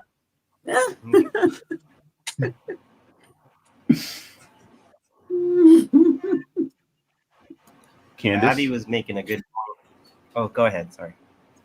No, Candace, I think you need to have a come to Jesus moment because they don't like your black ass. They don't. They liked her when she was saying what they wanted her to say, but then when she pivoted on Israel, then all of a sudden you got the boot. Which also Charlie Kirk was like getting. Yeah, I mean that's kind of why he got the boot too. Yeah. All things lead back to the United States of Israel. Mm-hmm. But here's the thing I'll say. With that being said, Candace, don't go blue because they don't care about you either. They don't care about you either. Because Girl, you have the covert racism versus the overt racism. Right now, we're in the overt phase where they're doing it right in front of your face. They're saying, I don't like you. We just got out the phase where they said they don't like you behind your back. Now they're saying it in front of your face. And unfortunately, DL's with the camp that he prefers the ones being with the ones that say it behind your back. Yeah, so that's why when D.L. Hughley came on, like it was a stitch, but when he was about to talk, I don't need to hear him. No. It's like sit down. I heard what I need to hear. D.L. Hughley, you were just trying to. You're like the Charlemagne the Gods and all these other people who are just trying to bring us back to the Democratic Party. Yeah. We don't want that. Yeah. We don't want either of you. Like down here, like around here, no, that's not what we're about. Yeah, it's like going, do you want to be on the red plantation or the blue plantation? We're going, we don't want to be on a plantation at all. At all. At all. Oh my goodness. Okay. I don't even know where to go with that one. I have no segue. I'm sorry. I have one. Go ahead, Michael. Abby was making a good point on the Truth Zone channel we've recently come across. About DEI specifically. Someone was being a fool trying to say, well, your DEI doesn't make any sense kind of thing. And she's putting him right in his place like he deserved because she was like, I'm going to stop you right there. None of the people hired for DEI were unqualified because this is the big myth that lets them get away with this talking point is that all these people that are being hired are unqualified and they deserve to be fired because they shouldn't have been hired in the first place. And that's objectively, factually incorrect. None of the people that were hired in any of these positions were unqualified. They had to pass the same tests in order to get the job. So why is that not being front and center? Same with affirmative action, by the way. DEI is like affirmative action 2.0. The same thing. It was just saying that this space is not just regulated to cis white men. There are other people who are qualified that should be in the boardrooms and in the courtrooms and in these places so we can, as a country, have different ideals, right? Because if you don't, then you get shit like the something Sweeney marketing strategy. Sydney Sweeney. Yeah, because if you don't, you get something like that. If a black person was in there, they'd be like, "What the fuck is this?" But even if you are in the boardrooms and stuff, sometimes I was in corporate America. I would say shit in the meetings, and they acted like they didn't hear what the fuck I said. And then a white man said the same shit I said, and then all of a sudden everybody's like, "Oh, that's a good idea," and I'm looking like, "What the fuck? I just said that." I just literally said that 10 minutes ago. So anyway, I'm gonna pull this one up because this is for jokes, okay? But it's not for jokes. It's also very serious. So let me. Here we go. Oh shit. Is and everything that American innovation is. And everything that he named that America invented, it was a black person that invented it. This is a nation that invented the light bulb. the telegraph, the television, the telephone, the computer chip, the smartphone, the GPS, the integrated circuit, and even the internet. Basically, we invented everything. What is left? We invented everything. Bro, black people did all that. We innovated. I just want. That was perfect. I mean, of course, there are other people that have invented things, but it was just hilarious how everything he mentioned with his white supremacist self. Hi, Tasman. Okay, I'm on the podcast. Okay. Everything. Oh, can you bring me a glass of wine? Thank you. With ice. Okay, thank you. Sorry. Don't be sorry. I just thought it was hilarious Mm-hmm. that happened because there are books that talk about how there are a lot of these inventions, like even during slavery, Black people who invented things to make things better for themselves could not control the patent because they were property. So because they were property, they the patent went to their slave owner. Now fast forward, corporations, when you sign whatever you're opening your welcome letter or whatever to a corporation, whatever you create under that corporation is the proprietary ownership of the corporation, not you. Yeah. So that is, it ain't chattel slavery. Like nothing can compare to chattel slavery, but it's a different form of slavery. Yeah. Yes, Rondo, Jack Daniels versus yes, Tennessee whiskey. Yes. Yeah. I mean, there are multiple. Like everybody's giving multiple examples in the chat. Oh yeah, potato chips. Yeah. The ironing board, all kind of stuff. Ice cream, refrigerators, the plasma truck, all that kind of stuff. Okay, because I'm a fluffy guy, I'm a big back. I can talk about ice cream for a second. Not a big back. Anyway, so as far as ice cream goes, yes, vanilla ice cream was actually created by a Black man. However, because vanilla came from Madagascar and because it was expensive, Black people were banned from eating vanilla ice cream.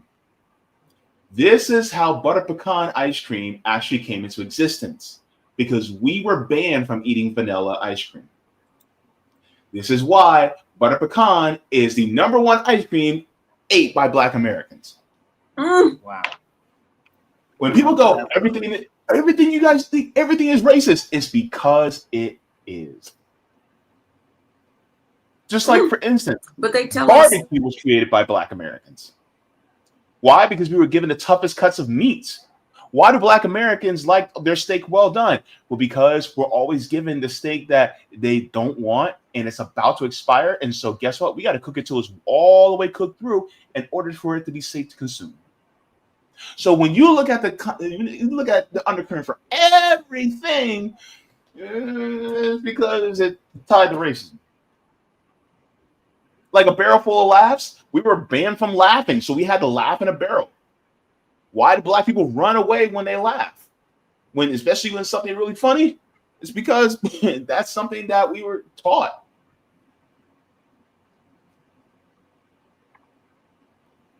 Yeah, well, this reminds me of a conversation I was having about pro-Blackness and with the guy from the Truth Zone. Just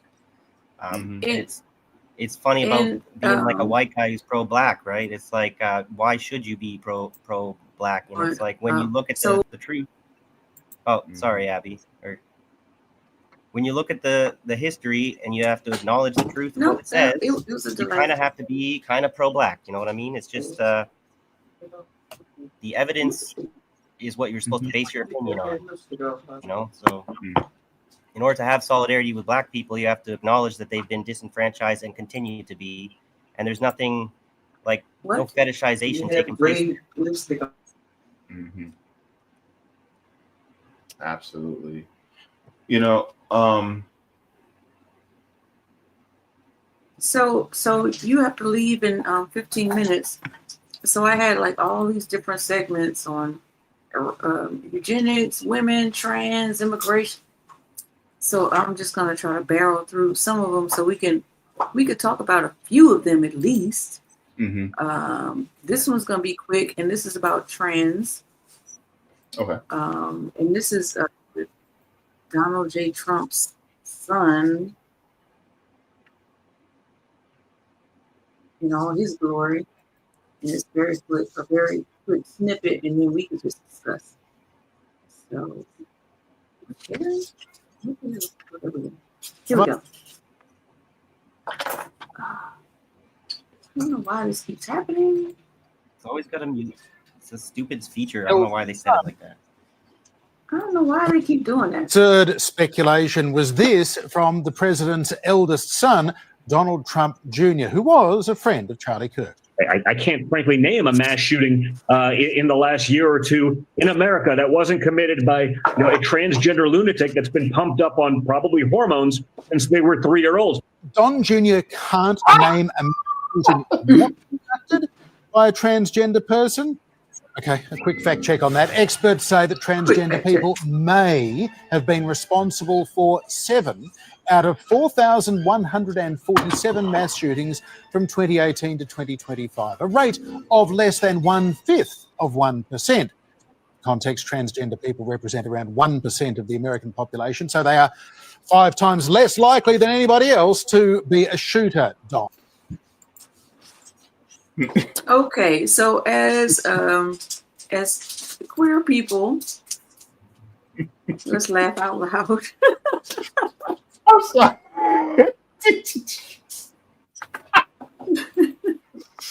Donald Trump Jr. Look, I'm gonna tell you right now. Look, let me. Okay. See this little microfiber wiper thing I have for my phone. Mm-hmm. This has more intelligence than Donald Trump Jr.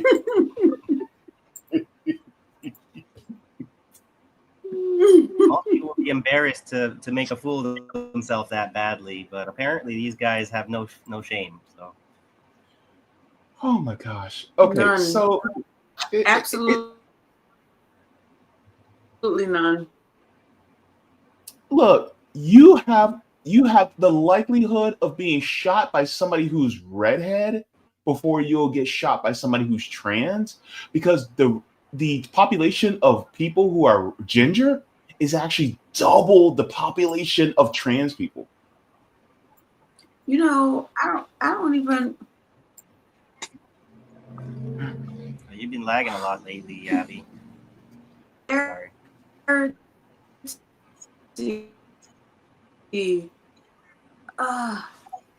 wish I just saved too many things. I wish I can get into it. Maybe I should just stay on and keep going because both of y'all have to leave. But before you go, I really want to. I actually have a bit of a question for JB. Really. Since we're talking about that trans topic. I don't even know if I could play this song. But yeah, go ahead.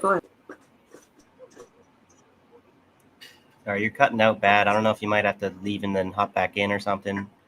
I just wanted to ask briefly because I had gotten into some trouble with some comrades. I was banned from a Discord on the trans issue of about the children getting the hormone replacement therapy. So my stance on that is I support people's decision to transition, but I think it should be done after they go through puberty. I think that they should make that decision as an adult.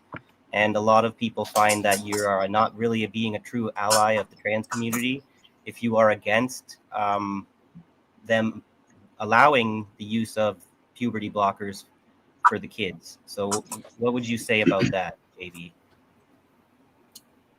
Puberty blockers are reversible.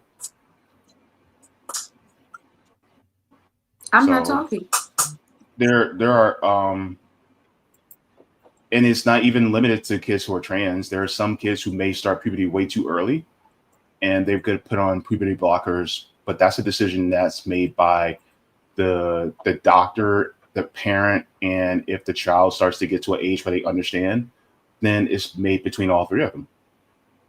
So I don't have any room to tell somebody, what medical decision they should and shouldn't do, between their doctor, the child, and the parent.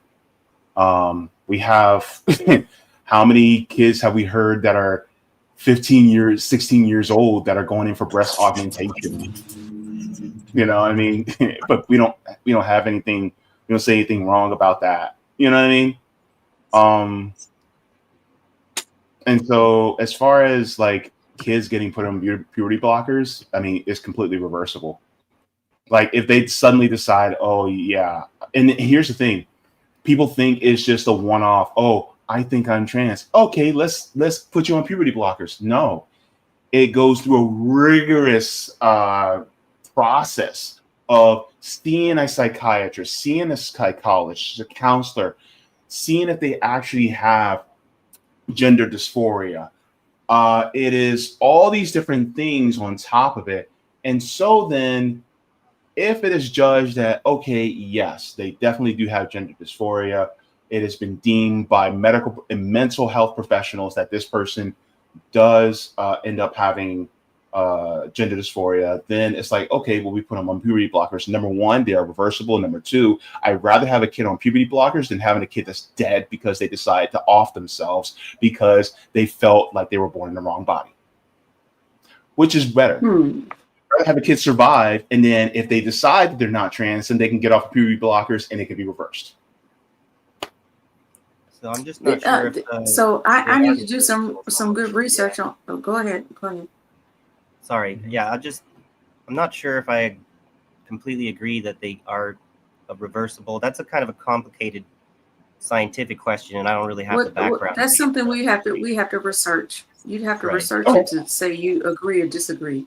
Because we haven't. I mean, have you researched it? I haven't. I have done some research, but the problem is the bias of the information you end up looking for, and the search engines that give you whatever sources that are kind of against your maybe ideology, right? So I've also heard that a lot of the side effects are like unknown, the long-term side effects. So it's a bit difficult to say that they're reversible if you don't necessarily know the extent of the long-term side effects.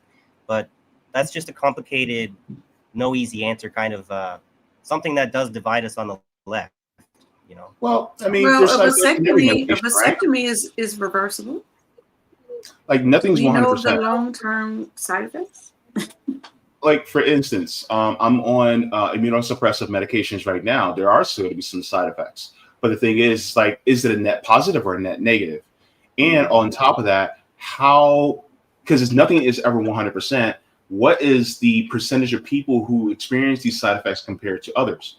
There are certain operations that, the risk, and every single time I've had to have a surgery, they're like, and yes, there is a risk of death. But how much of the risk of death is there? Is it a 10%, 15%, 20%? How is it? And so, of course, there's weighing the risks and things like that. But at the same time, this is why, you go through the entire rigorous process before that even happens. But a lot of times people think it's just a one-off with a doctor, and it's like, no, it's a huge rigorous process before you get into that. And the beginning of transition is simple things like using different pronouns or dressing a little bit differently. Like if you're born male, but then you are trans, then it's like, okay, well, you still have to wear your hair longer. Stuff that you can change instantly over one day. So, a lot of times people are focused on the medical aspect, but really the transition really starts with just maybe even a name change. And it's not even a legal name change. It's just, just call me this, or using a different pronoun. And the thing is like, so I'm sorry, go ahead. I want you to finish your statement because I don't want to cut it short because I know you have to go, and I just wanted to do like at least one more thing. Please go ahead, because I don't want you to. I did not realize that Discord cut off all your information So before I play this, can you just shout out to your channel and all that stuff? So. Okay. Yeah. So my channel is the JaybeFaunt channel. Also part of Revolutionary Blackout Network. And also, if you guys would like to follow me, you guys can follow me at JaybeFaunt on all the socials, on Instagram. I'm also on Kick, Rumble, YouTube, of course, Twitter, and TikTok. Yeah. So I am on Instagram. Did I mention Instagram? Yeah. No, you didn't. But okay. So I want to show you this. I'm not going to play the whole thing, but this is fair use. Fair use. I'm just going to play like the beginning of it, and then it gets your. I wish we had a part 2 because I had so much to talk about, but I want to just end with this. Okay.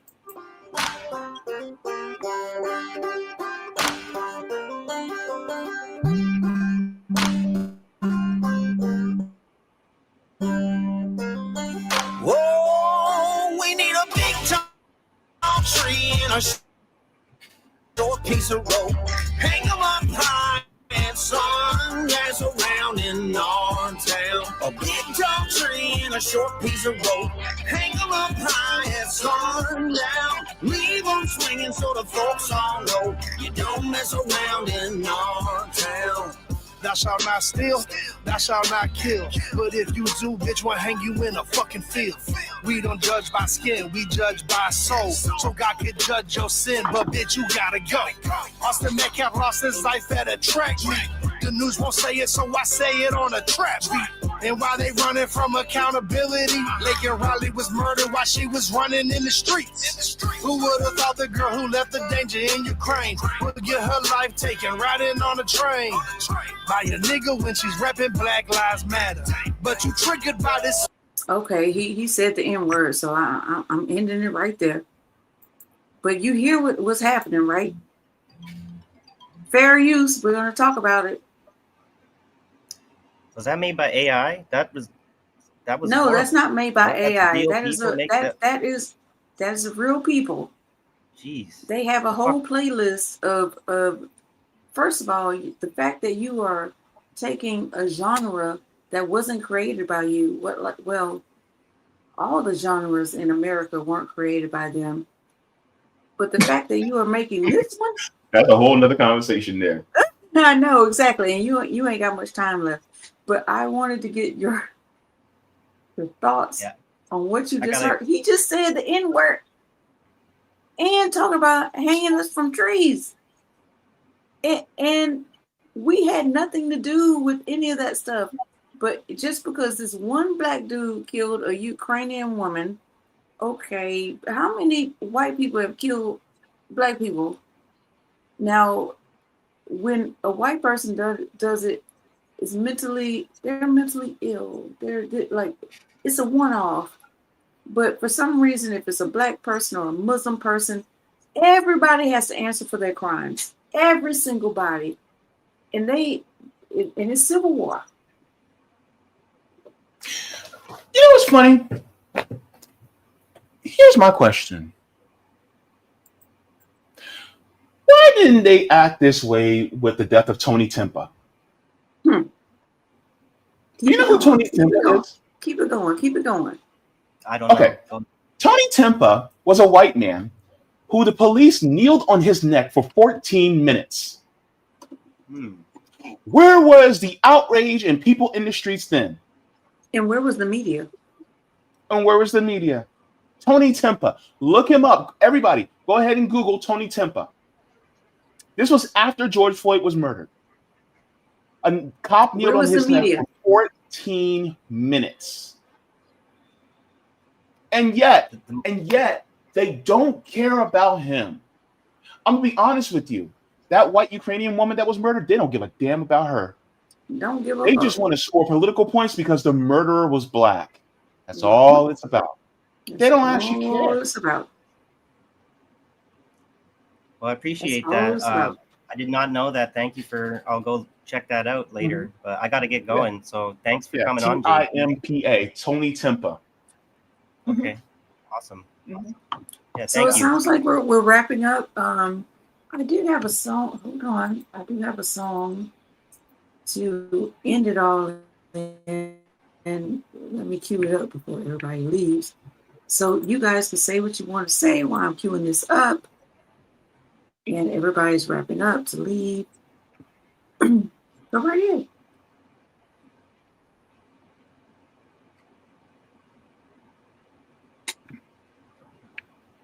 We'll start. Hopefully we can do this again sometime. I know. I had so many other things to talk about. Like, Oh damn it. yeah, I'm a little long-winded. I'm sorry. It's okay. That's what sometimes No, you gotta. no. It's gotta not have that you're short attention long-winded. span. We're long-winded to talk more about these things. Mhm. But anyway, go ahead. Can you, like, say goodbye to the people, plug yourself, do all the things.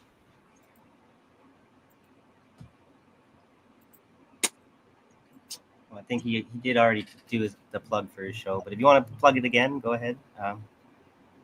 Sure, yeah. Or just You say guys can goodbye, whatever. Yeah. Oh yeah. Go support JB's Sure to Patreon check there. me out on the JaybeFaunt channel. I'm also on Substack as well.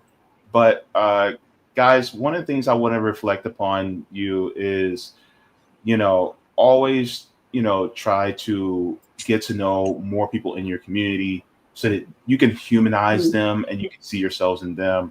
That is the way how we're going to be able to grow. And also, for people who are marginalized, really take into account their experiences and what they've been through, and also see how you can be a better community for them. And just lead with love, because you cannot have revolution without love.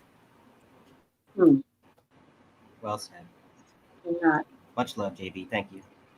Mm-hmm. Thank you very much. This symbol up the top looks like it's a combination, like an anti-communist kind of parody. There's like a fasci, like instead of the hammer, they're using the fascist fasci. I'm not sure what that is. Well, I actually wanted to change it to a different song, but I was looking for it.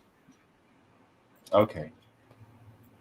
All right. But take care, guys. Y'all don't have to worry about that. I'm gonna do that on my own. Okay. Thank you, JB. It's good to see you. Bye-bye. Have a good one. And bye. You have to leave in. Oh yeah. Oh wait. I thought you said you have 30 minutes or no? Yeah, I should have left 5 minutes ago too. So I might as well okay. talk out now too, and I'll let you wrap it up. Thanks for watching, everyone. And let me wrap it up. Have a good weekend. Yeah. I'll see you guys next time. So. Love you, Michael. Love you too. And the chat. We love you. Yeah. So sorry love for neglecting you so much. It was just so difficult. So difficult to have a discussion with all of you while we were. I don't know what was going on with my computer today, but it kept acting crazy. Maybe I had too many things up. I have no idea. But I hope you enjoyed yourselves and got something out of it. Let me try to hide this. Peace, Rondo. All right. So I'm going to keep going for a little bit, just a little bit, if that's okay with you. This was, I'm not even going to play that. That's about Israel. I was going to go away with that, but I'm going to go with something else. If you don't mind, I'm going to pull it up. Who is Russ? Fuck Russ. Who's Russ? I don't know who Russ is. So here we go. I'm going to play this. And y'all tell me what you think. The name of Jesus and quote. Okay. I'm not into the Jesus thing. and some of you may be, but it's a pastor talking about like, well, I'll just let it play. I'm overwhelmed with folk who call themselves Christian because they invoke the name of Jesus and quote Bible from the Old Testament, but never live like Jesus, never love like Jesus, never talk like Jesus, never put their arms around folk like Jesus, never have any fruit of the Spirit, never try to live out the Sermon on the Mount. I am overwhelmed. I think I need to fast forward this from when he was actually talking about, here we go. Here we go. It's right here. And these hypocrites with selective rage who are mad about Charlie Kirk but didn't say anything about Melissa Hortman and her husband when they were gunned down in their living room. Tell me that I ought to have compassion for the death of a man who never showed compassion or respect for my life. Y'all, there's nowhere in Bible we are told to honor evil.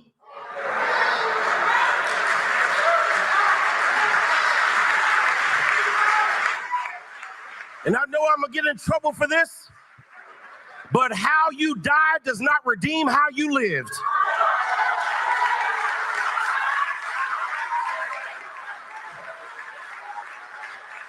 Your death does not make you a hero. It does not make you one who should be honored. It does not make you one who should be respected.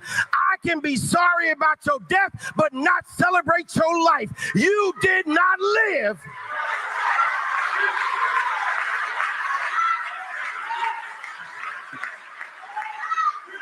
I'm overwhelmed. Okay, that's enough of that. Like, the point of that is, why are you trying to force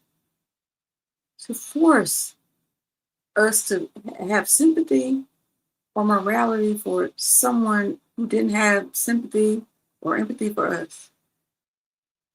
That is a white supremacist behavior. That is a slave mentality. Like, you better mourn, Massa. Massa, we sick. That man did not like us. He hated us. Thank you, Michael. Exactly. 100. So I didn't mean to bring religion into it, but I was just happy that, and I did have it was a white pastor saying the same thing. But I can't really find it. I have all these links pulled up. But I wanted to play him too, just to show it wasn't a racial thing. It was a morality thing, you know. Do you guys remember when, like, they had the George Floyd challenge where all these white people were kneeling on each other's necks to be funny about it? And then there was a Trayvon, they called it Trayvoning, where all these white boys was laying out with a hoodie on, with Skittles and an iced tea in their hand. And this one, let me see if I can find it real quick. I'm so sorry. There it is. Let me pull it up. Let me show you the hypocrisy. Yeah, Candace Owens was Charles' bestie, though. That's why we don't fuck with her. We don't fuck with her. All right, so let me see if I can start this over. And you guys can point out the hypocrisy for yourselves. Charlie Kirk defends No. There we go. Charlie Kirk defends the controversial verdict in the Zimmerman trial. Hear his bold take now. So the first one's going to be Carmelo Anthony. Based on the facts available, absolutely guilty. Okay. O.J. Simpson. Oh, absolutely guilty. Okay. George Zimmerman. No, self-defense. He was acquitted by a jury of his peers. Charlie Kirk defends the controversial. All right. So you see what just happened here. Wasn't OJ acquitted by a jury of his peers? You see the hypocrisy. George Zimmerman, we heard the 911 call. They said, do not follow him. Charlie Kirk is on record saying that he was a thug, he was violent, all kinds of stuff. I thought the experiment, I thought, a thought experiment. What if we were experiencing the actual fragmentation of white supremacy? Is it the UK in crisis right now also? Well, Jacqueline will tell you.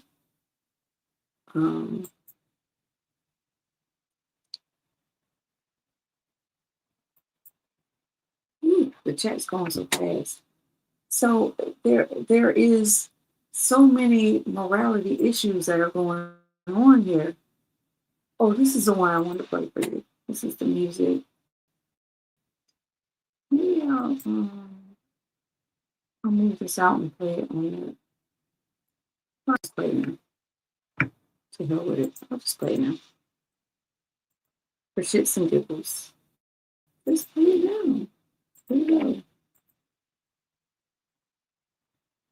More hypocrisy.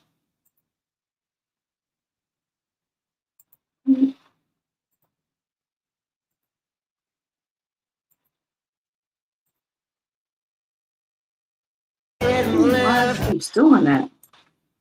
Decent man with a wife and kids, that's all they can say. I wonder why that is, and now they celebrate a life he didn't live, because the one he really did won't fit their narrative. Crocodile tears when it's one of you, about only thoughts and prayers for the kids in school, and now the president calls for a civil war before he even knows who or what he's fighting for. You're just another victim of the world you build, of people you've infected with the hate you spit. Another new statistic as the blood gets spilled. You don't care if it happens, you just didn't think it happened to you.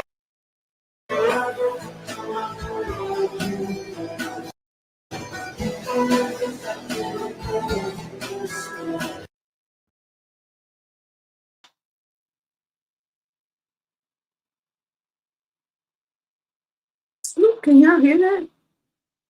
I don't hear it anymore. I don't know what happened.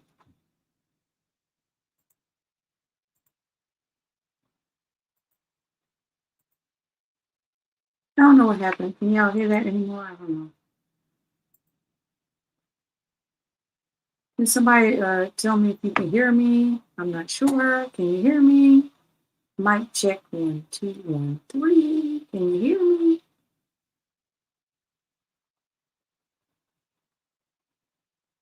Nobody's saying anything. I feel like I'm frozen or something.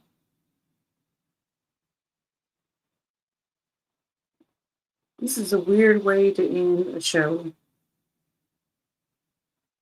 Oh, loud and clear. Thank you, Sean. I'm so confused. I was like, what the fuck is going on? Oh, what the fuck is going on? So, the grade over time, unfortunately. Yeah. I need to take Tosh Smith's advice and get a new mic. And I will. I promise I will. I want to show you this one because I'm very confused about what is happening in our society. It's like they are looking for someone to fight. And who do you want to fight? Who? Who is they and who is us? It is very odd to me. So here we go. Sean, no, here we go. There we go. Let us go door to door, street by street, and clean this country. These are the kinds of people Oh, that wait, hold on, don't. hold on. Let me start. And let us do our thing. Let us go door to door, street by street, and clean this country. Basically, what he was saying was, Donald Trump, just give us the word. I'm sure you guys have seen this all over social media, where these Meal Team 6 people are coming on saying, just give us the word, Donald Trump, and we'll start the Civil War, and we'll take our country back. From who? How will you know who is them or they? How will you know other than skin color? How will you know? Because there are people who look like they are they're probably racist, and they are on our side. They don't give a fuck about you. So how would you know? I've seen many white people who look like they are from Hillbilly Nation, and they are on our side. So who are you fighting? Are we supposed to wear uniforms, or what's going on here? No one's been. Here's one right here. But off the bed, fuck up, and they got cowboys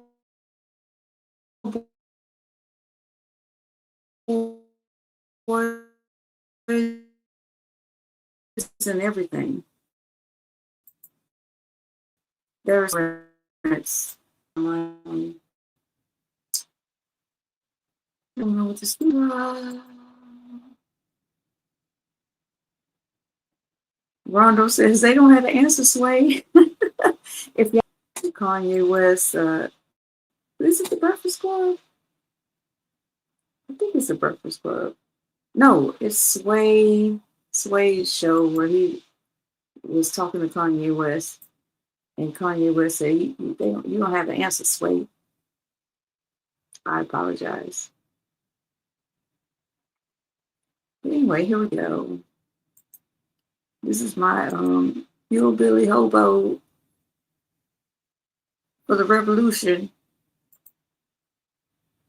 Now, at first glance, you would think, I want to stay away from him, but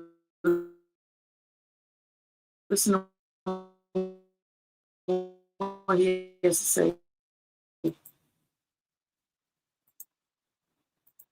A lot of the folks that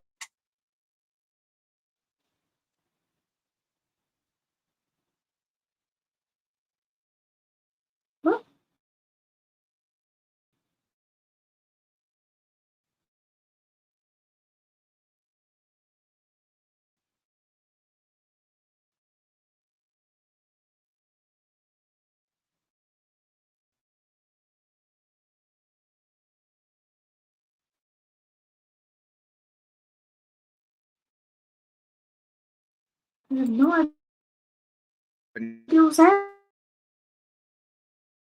show me their true selves. I really, shoulder to shoulder, showing me their true selves. It's care and say opinions. Because when you do that, you more than fucking pineapple on a pizza. We don't have opinions on whether or not someone is a person. The word opinions does not cover it when someone is trying to promote a Christo-fascist ethno-state. Those are core values that person would never consider conceding. So no, it shouldn't have went down the way it did. That should absolutely be the last option. But you're fucking stupid if you think I'm going to show sympathy for somebody who wouldn't have given me a single ounce if I was in the same situation. I will not show compassion or kindness to someone who fundamentally believes people I care about should cease to exist. But I do have a quick question for all of my fellow folks on this side of the phone screen. Who the fuck are you lying to? Your followers or yourself? Especially the ones who share the same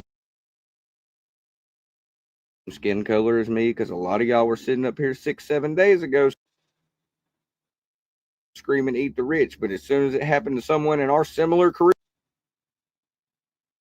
field, y'all changed your stance and shut the fuck up. I'm sure someone's gonna feel some type of way about me saying this shit, but hey, with the way you think, they're just words, right?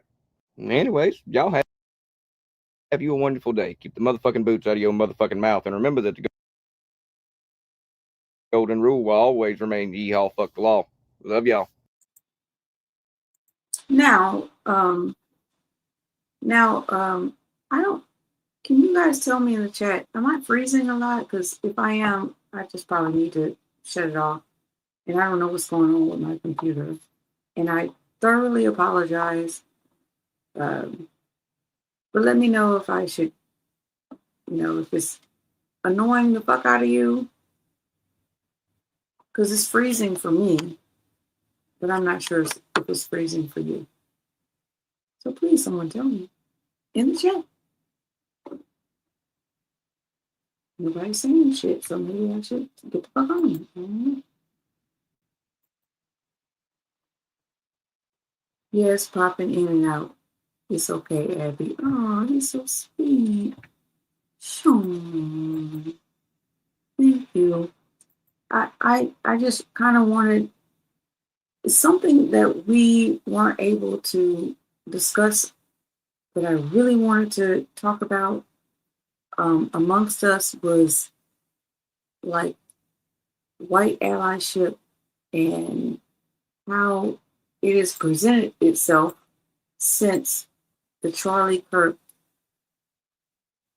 assassination. Okay. Because it's really bothering me.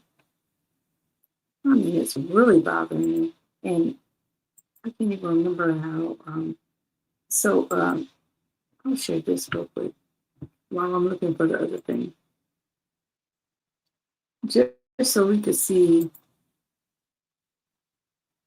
how anti-Black this society is. And they're very anti-Black. The United States Senate unanimously passes a resolution designating National Day of Remembrance for Charlie Kirk. This is the same administration that on Juneteenth said, we have too many holidays. Now, this isn't a holiday, so I can't really compare it to that, but the point is, you know what the point is. This is not a political, whatever. Then there is the Charlie Kirk Act. Now, the Charlie Kirk Act, the George Floyd bill is still sitting on somebody's desk collecting dust. Yes. The Charlie Kirk Act, thank you, Rondo, not a holiday yet, but you never know what these white supremacists are going to do.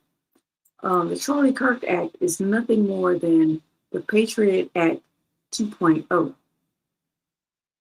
So these people are about to champion another way to take away more of our rights because they put a cute name on it with a bow. Now, how foolish is that? Oh my gosh, I just can't with these people. I did want to show, do you guys know who Dean Withers is? Anybody? Somebody? Know who Dean Withers is? Tell me in the chat. While I'm asking this, I'm actually looking at my all my groups and trying to find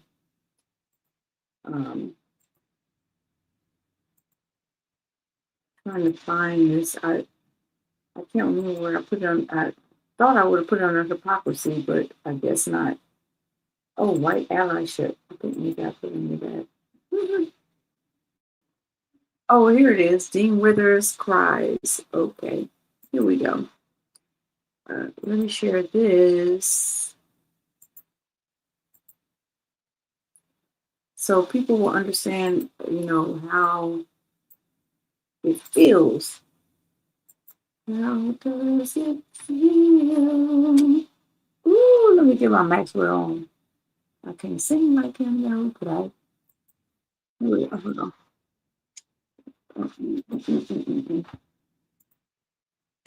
Here we go. Y'all ready for this? Here we go. Timely death is an exhibitors crying due to Charlie Kirk's untimely death is an example of why allyship is performative.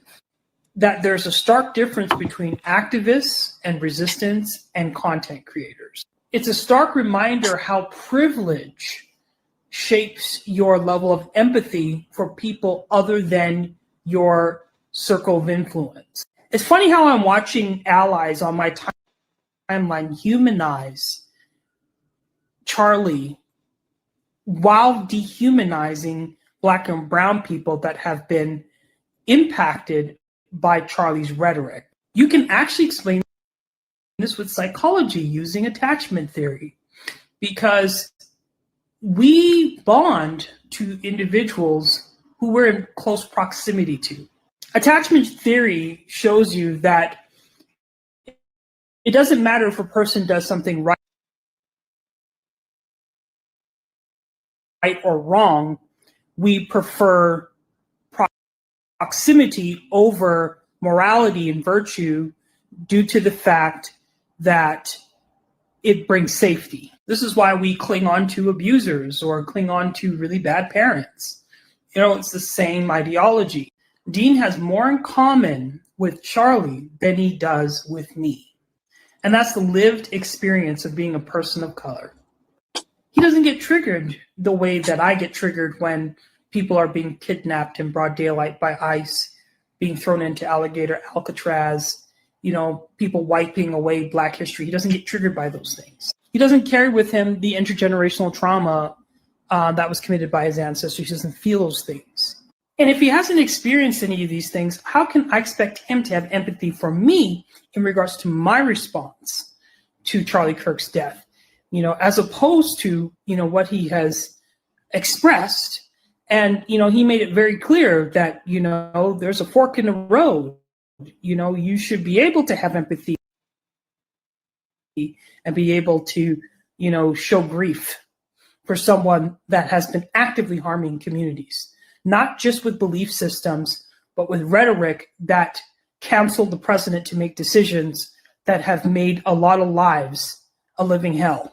And to me, he just built his platform on saying the right things at the right time and went viral because, a lot of people see empathy in him and value his words over someone like me.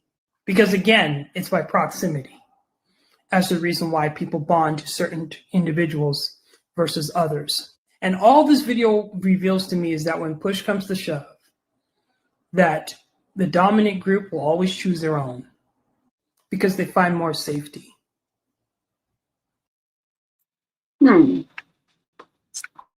I don't know if anybody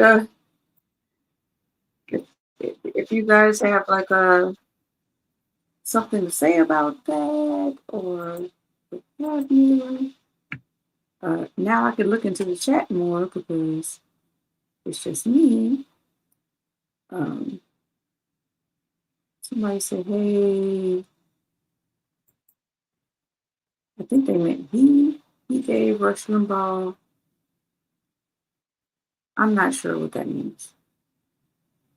I know some people have said that Charlie Kirk will be remembered as much as Rush Limbaugh is remembered, like not hardly at all, because of his rhetoric.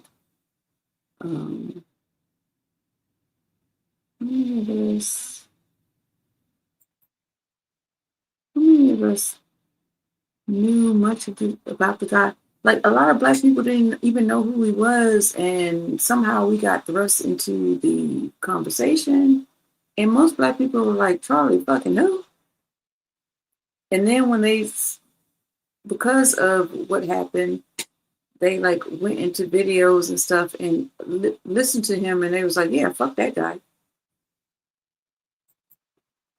But I also wanted to show like this idea. This happens a lot to us brown and black people in a white supremacist society, where it's required of us to have empathy and sympathy when something happens to a person of white skin. Like they are demanding, not only are they demanding, they are legislating that you have to have sympathy for Charlie Kirk. What the fuck is this? This is crazy. I've never seen anything like this before in my life. Bree, I'm gonna share this real quick. I think this is a Jewish dude or whatever. It's 25 minutes. So I'm just gonna play like the first 5 minutes or something. But she's trying to have a legitimate conversation with him.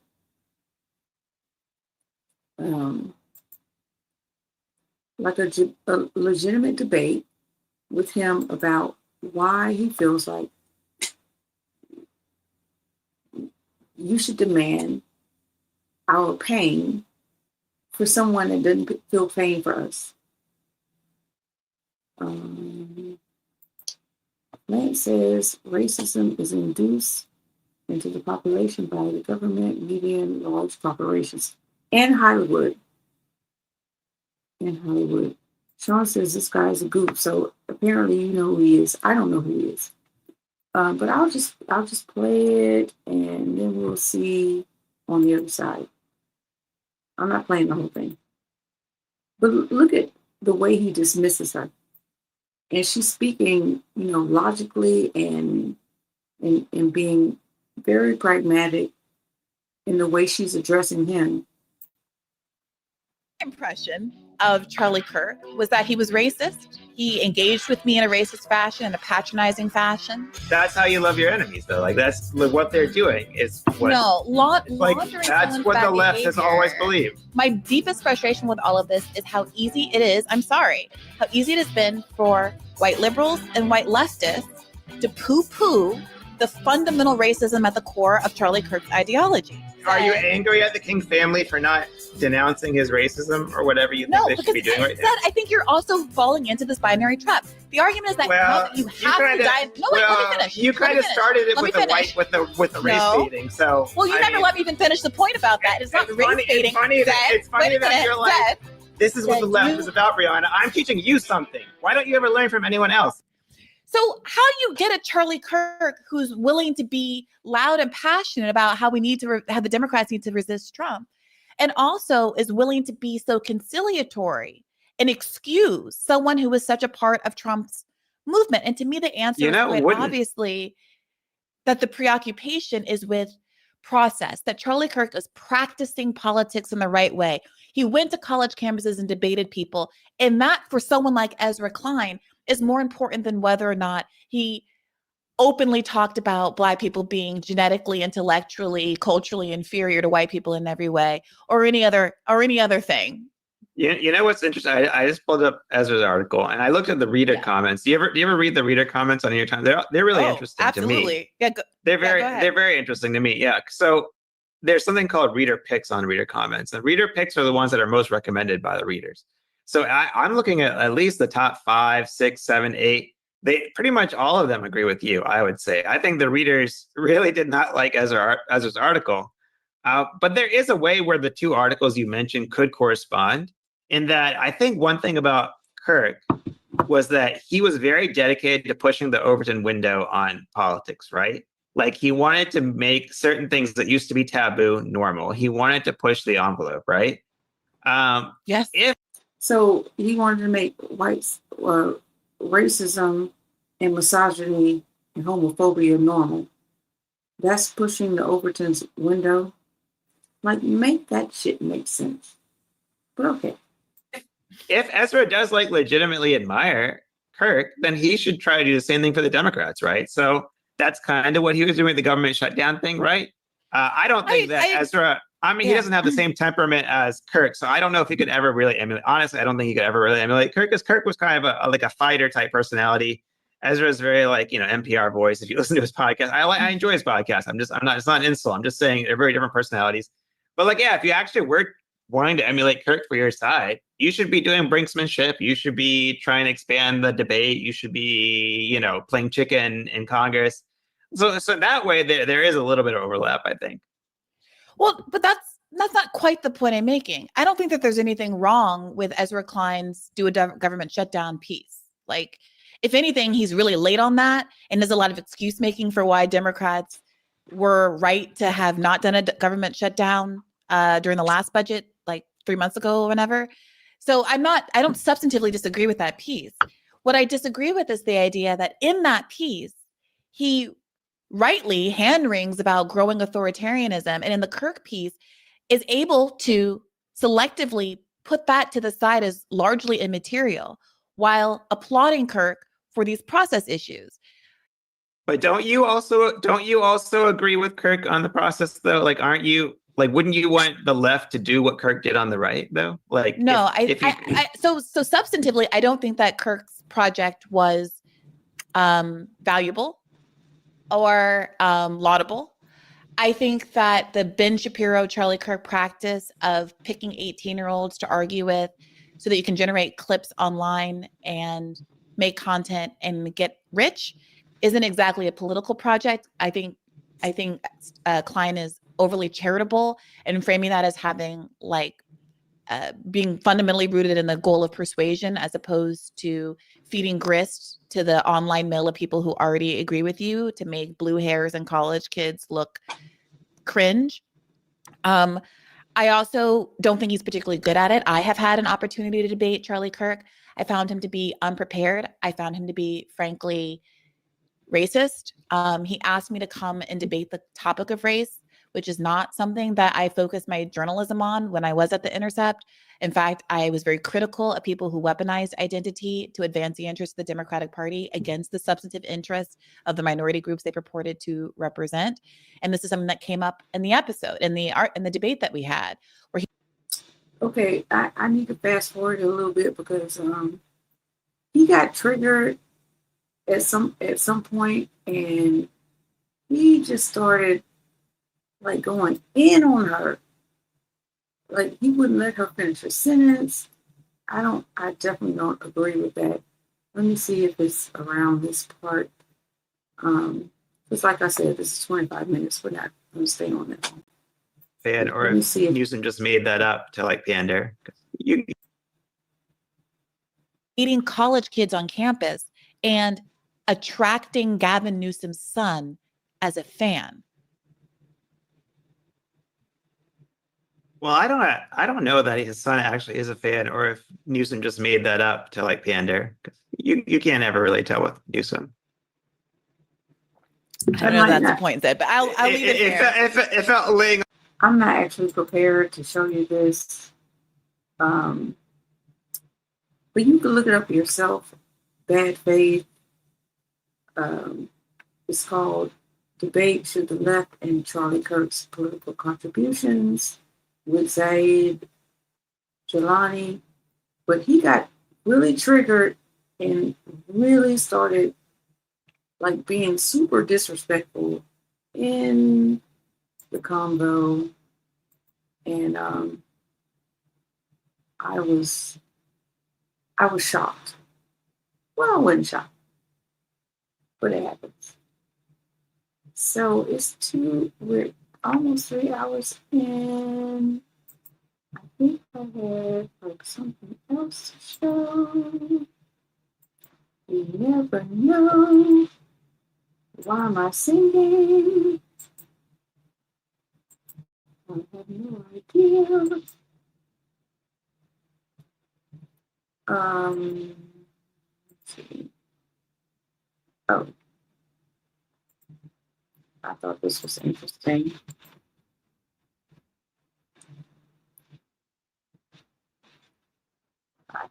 I found this quite interesting. Even though I do not like Joy Reid, by the way, I do not like her. She is one of the people who were, I feel like there was this huge firing amongst people on MSNBC, CNN, and Fox News on purpose so they can infiltrate the independent media space to act as if they are independent media now. So for that reason, I take her with a grain of salt. But I also find this quite interesting. And maybe you will too. We'll see. Angry. You have the White House, you have both houses of Congress. Why are y'all so angry? You have the White House, you have both houses of Congress, you have a Supreme Court that is completely obedient to your president. They're willing to give him unlimited power. They're willing to say that he can take SEAL Team 6 and kill anybody he wants. They were willing to affirm that. They're willing to say that ICE can racially profile anybody they want. The United States Supreme Court has said you can racially profile Latinos based on their accent or the way they look. You guys have everything you want. You have legal racial profiling. You've ended DEI. You've ended affirmative action. You get all the best jobs, even if you're not qualified. You can be a Fox Weekend host and be the Defense Department's Secretary of Defense. You can be Kash Patel and be a podcaster who wants to go to Valhalla and run the FBI, as long as you're conservative. You have everything. Why are y'all so angry? What the fuck are you angry about? You've banned all of our books. You've banned Black history. You banned the 1619 Project. You don't have to compete with women for jobs. You've chased them out of the military. You've chased them out of the senior positions in the Department of Defense. You've gotten rid of all the Black history in the museums. Museums are terrified. I have contacts that I'm talking to inside of the Interior Department, people who are running all of those spaces where you can go and see a Civil War memorial or something. The people who work in these places are terrified. They're afraid to tell the real history. The people who are working for the federal government are afraid to say the word Black. You guys have canceled Black scholarships. You're damn near, I guess, ready to get rid of HBCUs. Donald Trump just recently said they're not going to fund any minority serving institution. Y'all have gotten rid of that. You've gotten rid of help for Black kids to go to college. What more do you want? What are you so angry about? I go every so often, I go and lurk and look on X Twitter. Y'all are the maddest people ever. Y'all are so angry for people who have everything. Y'all said you want your country back. You have it. The rest of us are sitting back and trying to keep our peace and preserve our peace while you all are running the country. If the airlines are crashing, that's you. That's the people you wanted to run the United States government. The FBI, y'all are laughing at them on X Twitter and saying that they look ridiculous. That's your FBI. They've purged the people who made the FBI what it was. It's not what you wanted. You have your podcasters running the FBI.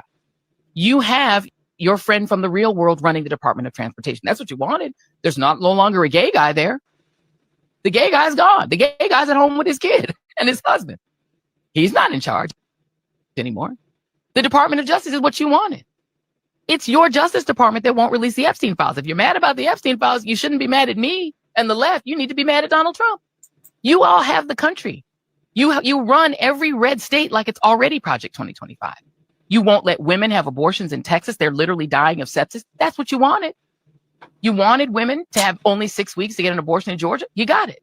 You wanted Texas to be a petri dish and a laboratory for every right-wing, anti-Black, anti-gay, anti-trans idea. And you also got rid of vaccines. Every child in Florida is now going to go to school with kids who could give them measles, mumps, and rubella and COVID. That's what y'all wanted. You now have a paradise in Florida where you can get sick, cough on people, let them die of whatever disease you're carrying. Okay. It's almost like you've got the pilgrims again, like that can come and cough on. The vaccine thing is okay. Here we go. I just thought that was so interesting. Why are you so mad? You're getting everything you want. Why are you so fucking mad at us? Well, not us, because I'm not with Joy Reid either. Because she is a Democrat. I'm not. But anyway, probably get a box here. Let me see if I can. Yeah, there we go. trying to get and all the out of natives here. and take them out. That's what you wanted. You got it. You wanted. It's not letting me. I'm trying to get up out of here, y'all. I'm by myself. I'm so sorry. I'm fucking it up. Oh. We do have to talk about this before I leave. Because I think this is completely hilarious why they're calling for a civil war. And it's like the MAGA, they're eating themselves alive. It's white on white crime, y'all. White on white crime.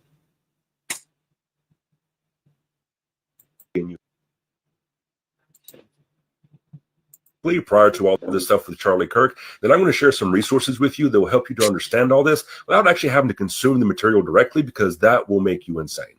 First, a little bit of context. On a personal note, I first became aware of these sorts of groups back in the early 2000s when I was in my late teens. And first, I thought they were weird and curious and just kind of strange. And then they began to scare the hell out of me, so I backed away from it. But I decided over the years that I needed to stay at least casually aware of what they were doing, because their kind of filth rises to the mainstream world from time to time. In that vein, people are trying to locate the killer's political ideology on the left or on the right. But before you look left or right, you got to look down. And I mean, like under the baseboards, in the dirt where all the creepy crawlies are, because it seems like that's the kind of digital environment that this guy was occupying. And because this sort of stuff is so obscure to most people, most mainstream journalists and commentators just don't have the knowledge and points of reference to help people understand this sort of stuff in a depth and detailed way. So, for example, right now, Kash Patel's FBI is reporting that the alleged killer was in a romantic relationship with a roommate who was also a trans woman. And because of that, there are a lot of people saying, well, that he couldn't be conservative because conservatives aren't into that kind of thing. And if you don't know that there are conservative men who are very attracted to trans women, then I don't know how to have the conversation with you to tell you I'm gonna pause it right there, because every time there is an RNC convention, Grindr crashes. Have y'all not heard that before? Am I the only one that? Y'all heard it before. I know you have. Grindr crashes. I actually have a video of Tucker Carlson asking Matt Walsh, why are there so undercover? There's so many undercover gay congressmen that are Republicans. I have the video. I should play it before we go. I'm gonna find it, because I just want. All right, here we go. I'm gonna find it, y'all. I'm gonna find it. Oh shit! Here we go. If what I just said.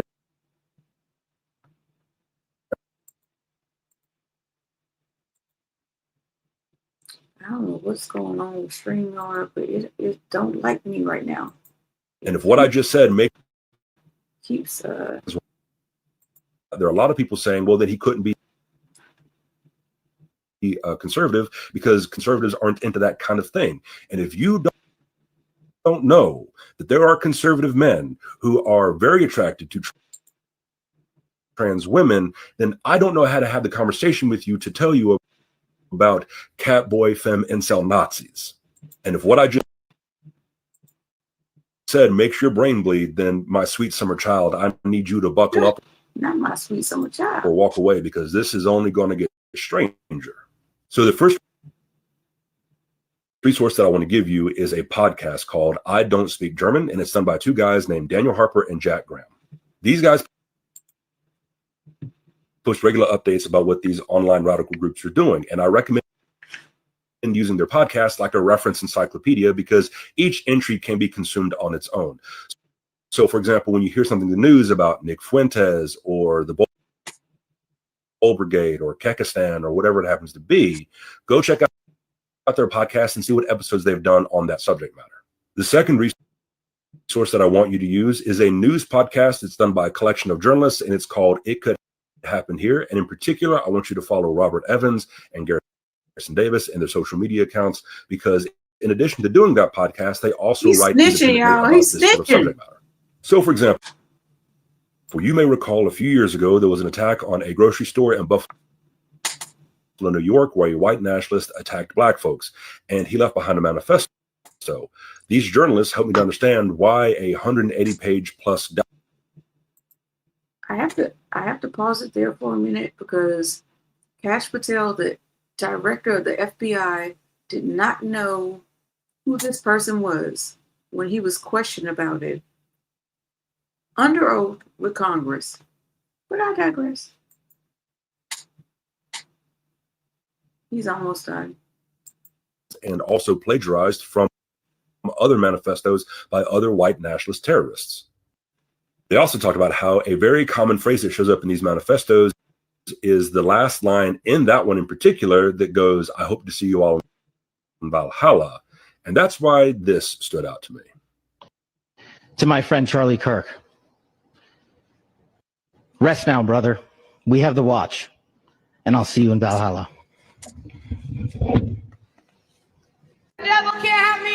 Now, for me, I know Valhalla to mean because I'm very much into opera, and Sergei Rachmaninoff is one of my favorite composers. There's many, but he's one of them, and he did Das Rheingold, and Valhalla is spoken in that, and it's supposed to be like where warriors go when they die, where they go to rest or their afterlife or what have you.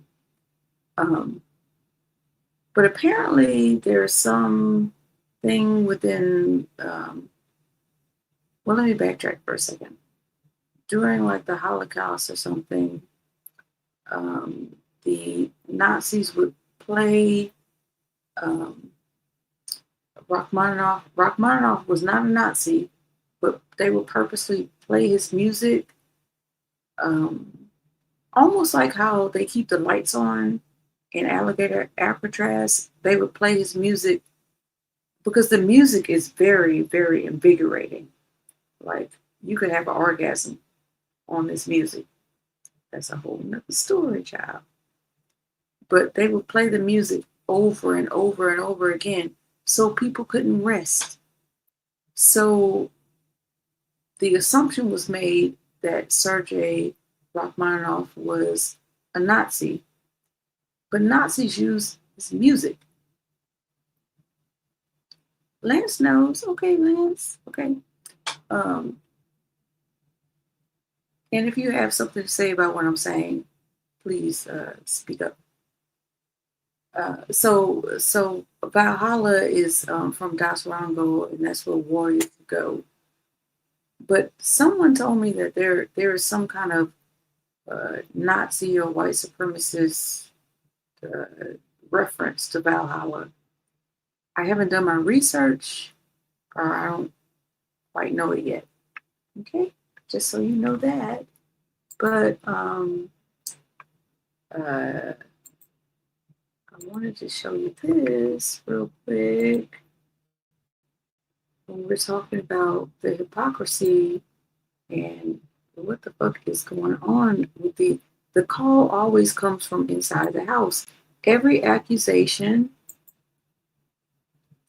is a confession. So we got to confess. And I don't like Tucker Carlson, but fuck it.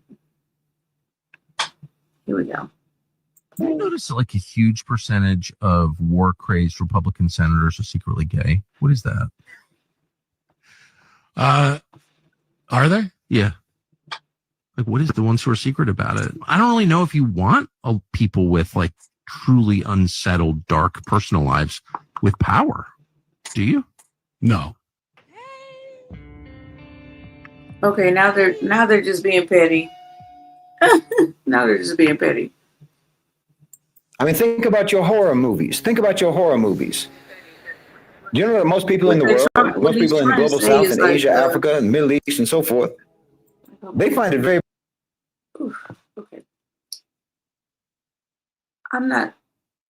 The point wasn't to say that gay people are depraved or whatever. The point is, if you can't be yourself, if you can't look in the mirror and have self-reflection and be proud of who you are, then what are you going to do? You're going to lash out. That's what anybody. That's what a Black person who feels inadequate about their Blackness, what do? Lash out and become a coon. What's a gay person going to do? Lash out and become a conservative. I mean, the list goes on and on and on. What is a woman who has very inadequate features? What are you going to do? Lash out and say that my beauty is the standard until you can pay for it. Then suddenly your beauty ain't the standard no more. Which is all these conservative women. Why do they all look the same? They look like a plastic nation. Anyway, I digress. Let me get the fuck out of here before I say too much. I love y'all. Thank you for listening. And we will be back on Thursday. I don't know what the topic is going to be.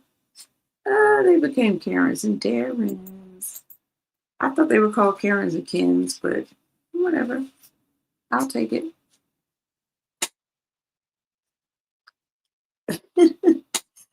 So we'll be back on Thursday at our regularly scheduled time, 5 p.m. Central. You guys have a wonderful weekend. Don't let anybody take you off your square. And we love you. Now look, when I'm leaving, this shit ain't gonna go smooth, okay? It's not gonna go smooth because I'm the only person here. Don't blame me. Thank you. Don't blame me, but I'm gonna try. All right, here we go. Let me see what I could do. Here we go. Bye-bye, y'all. Love you.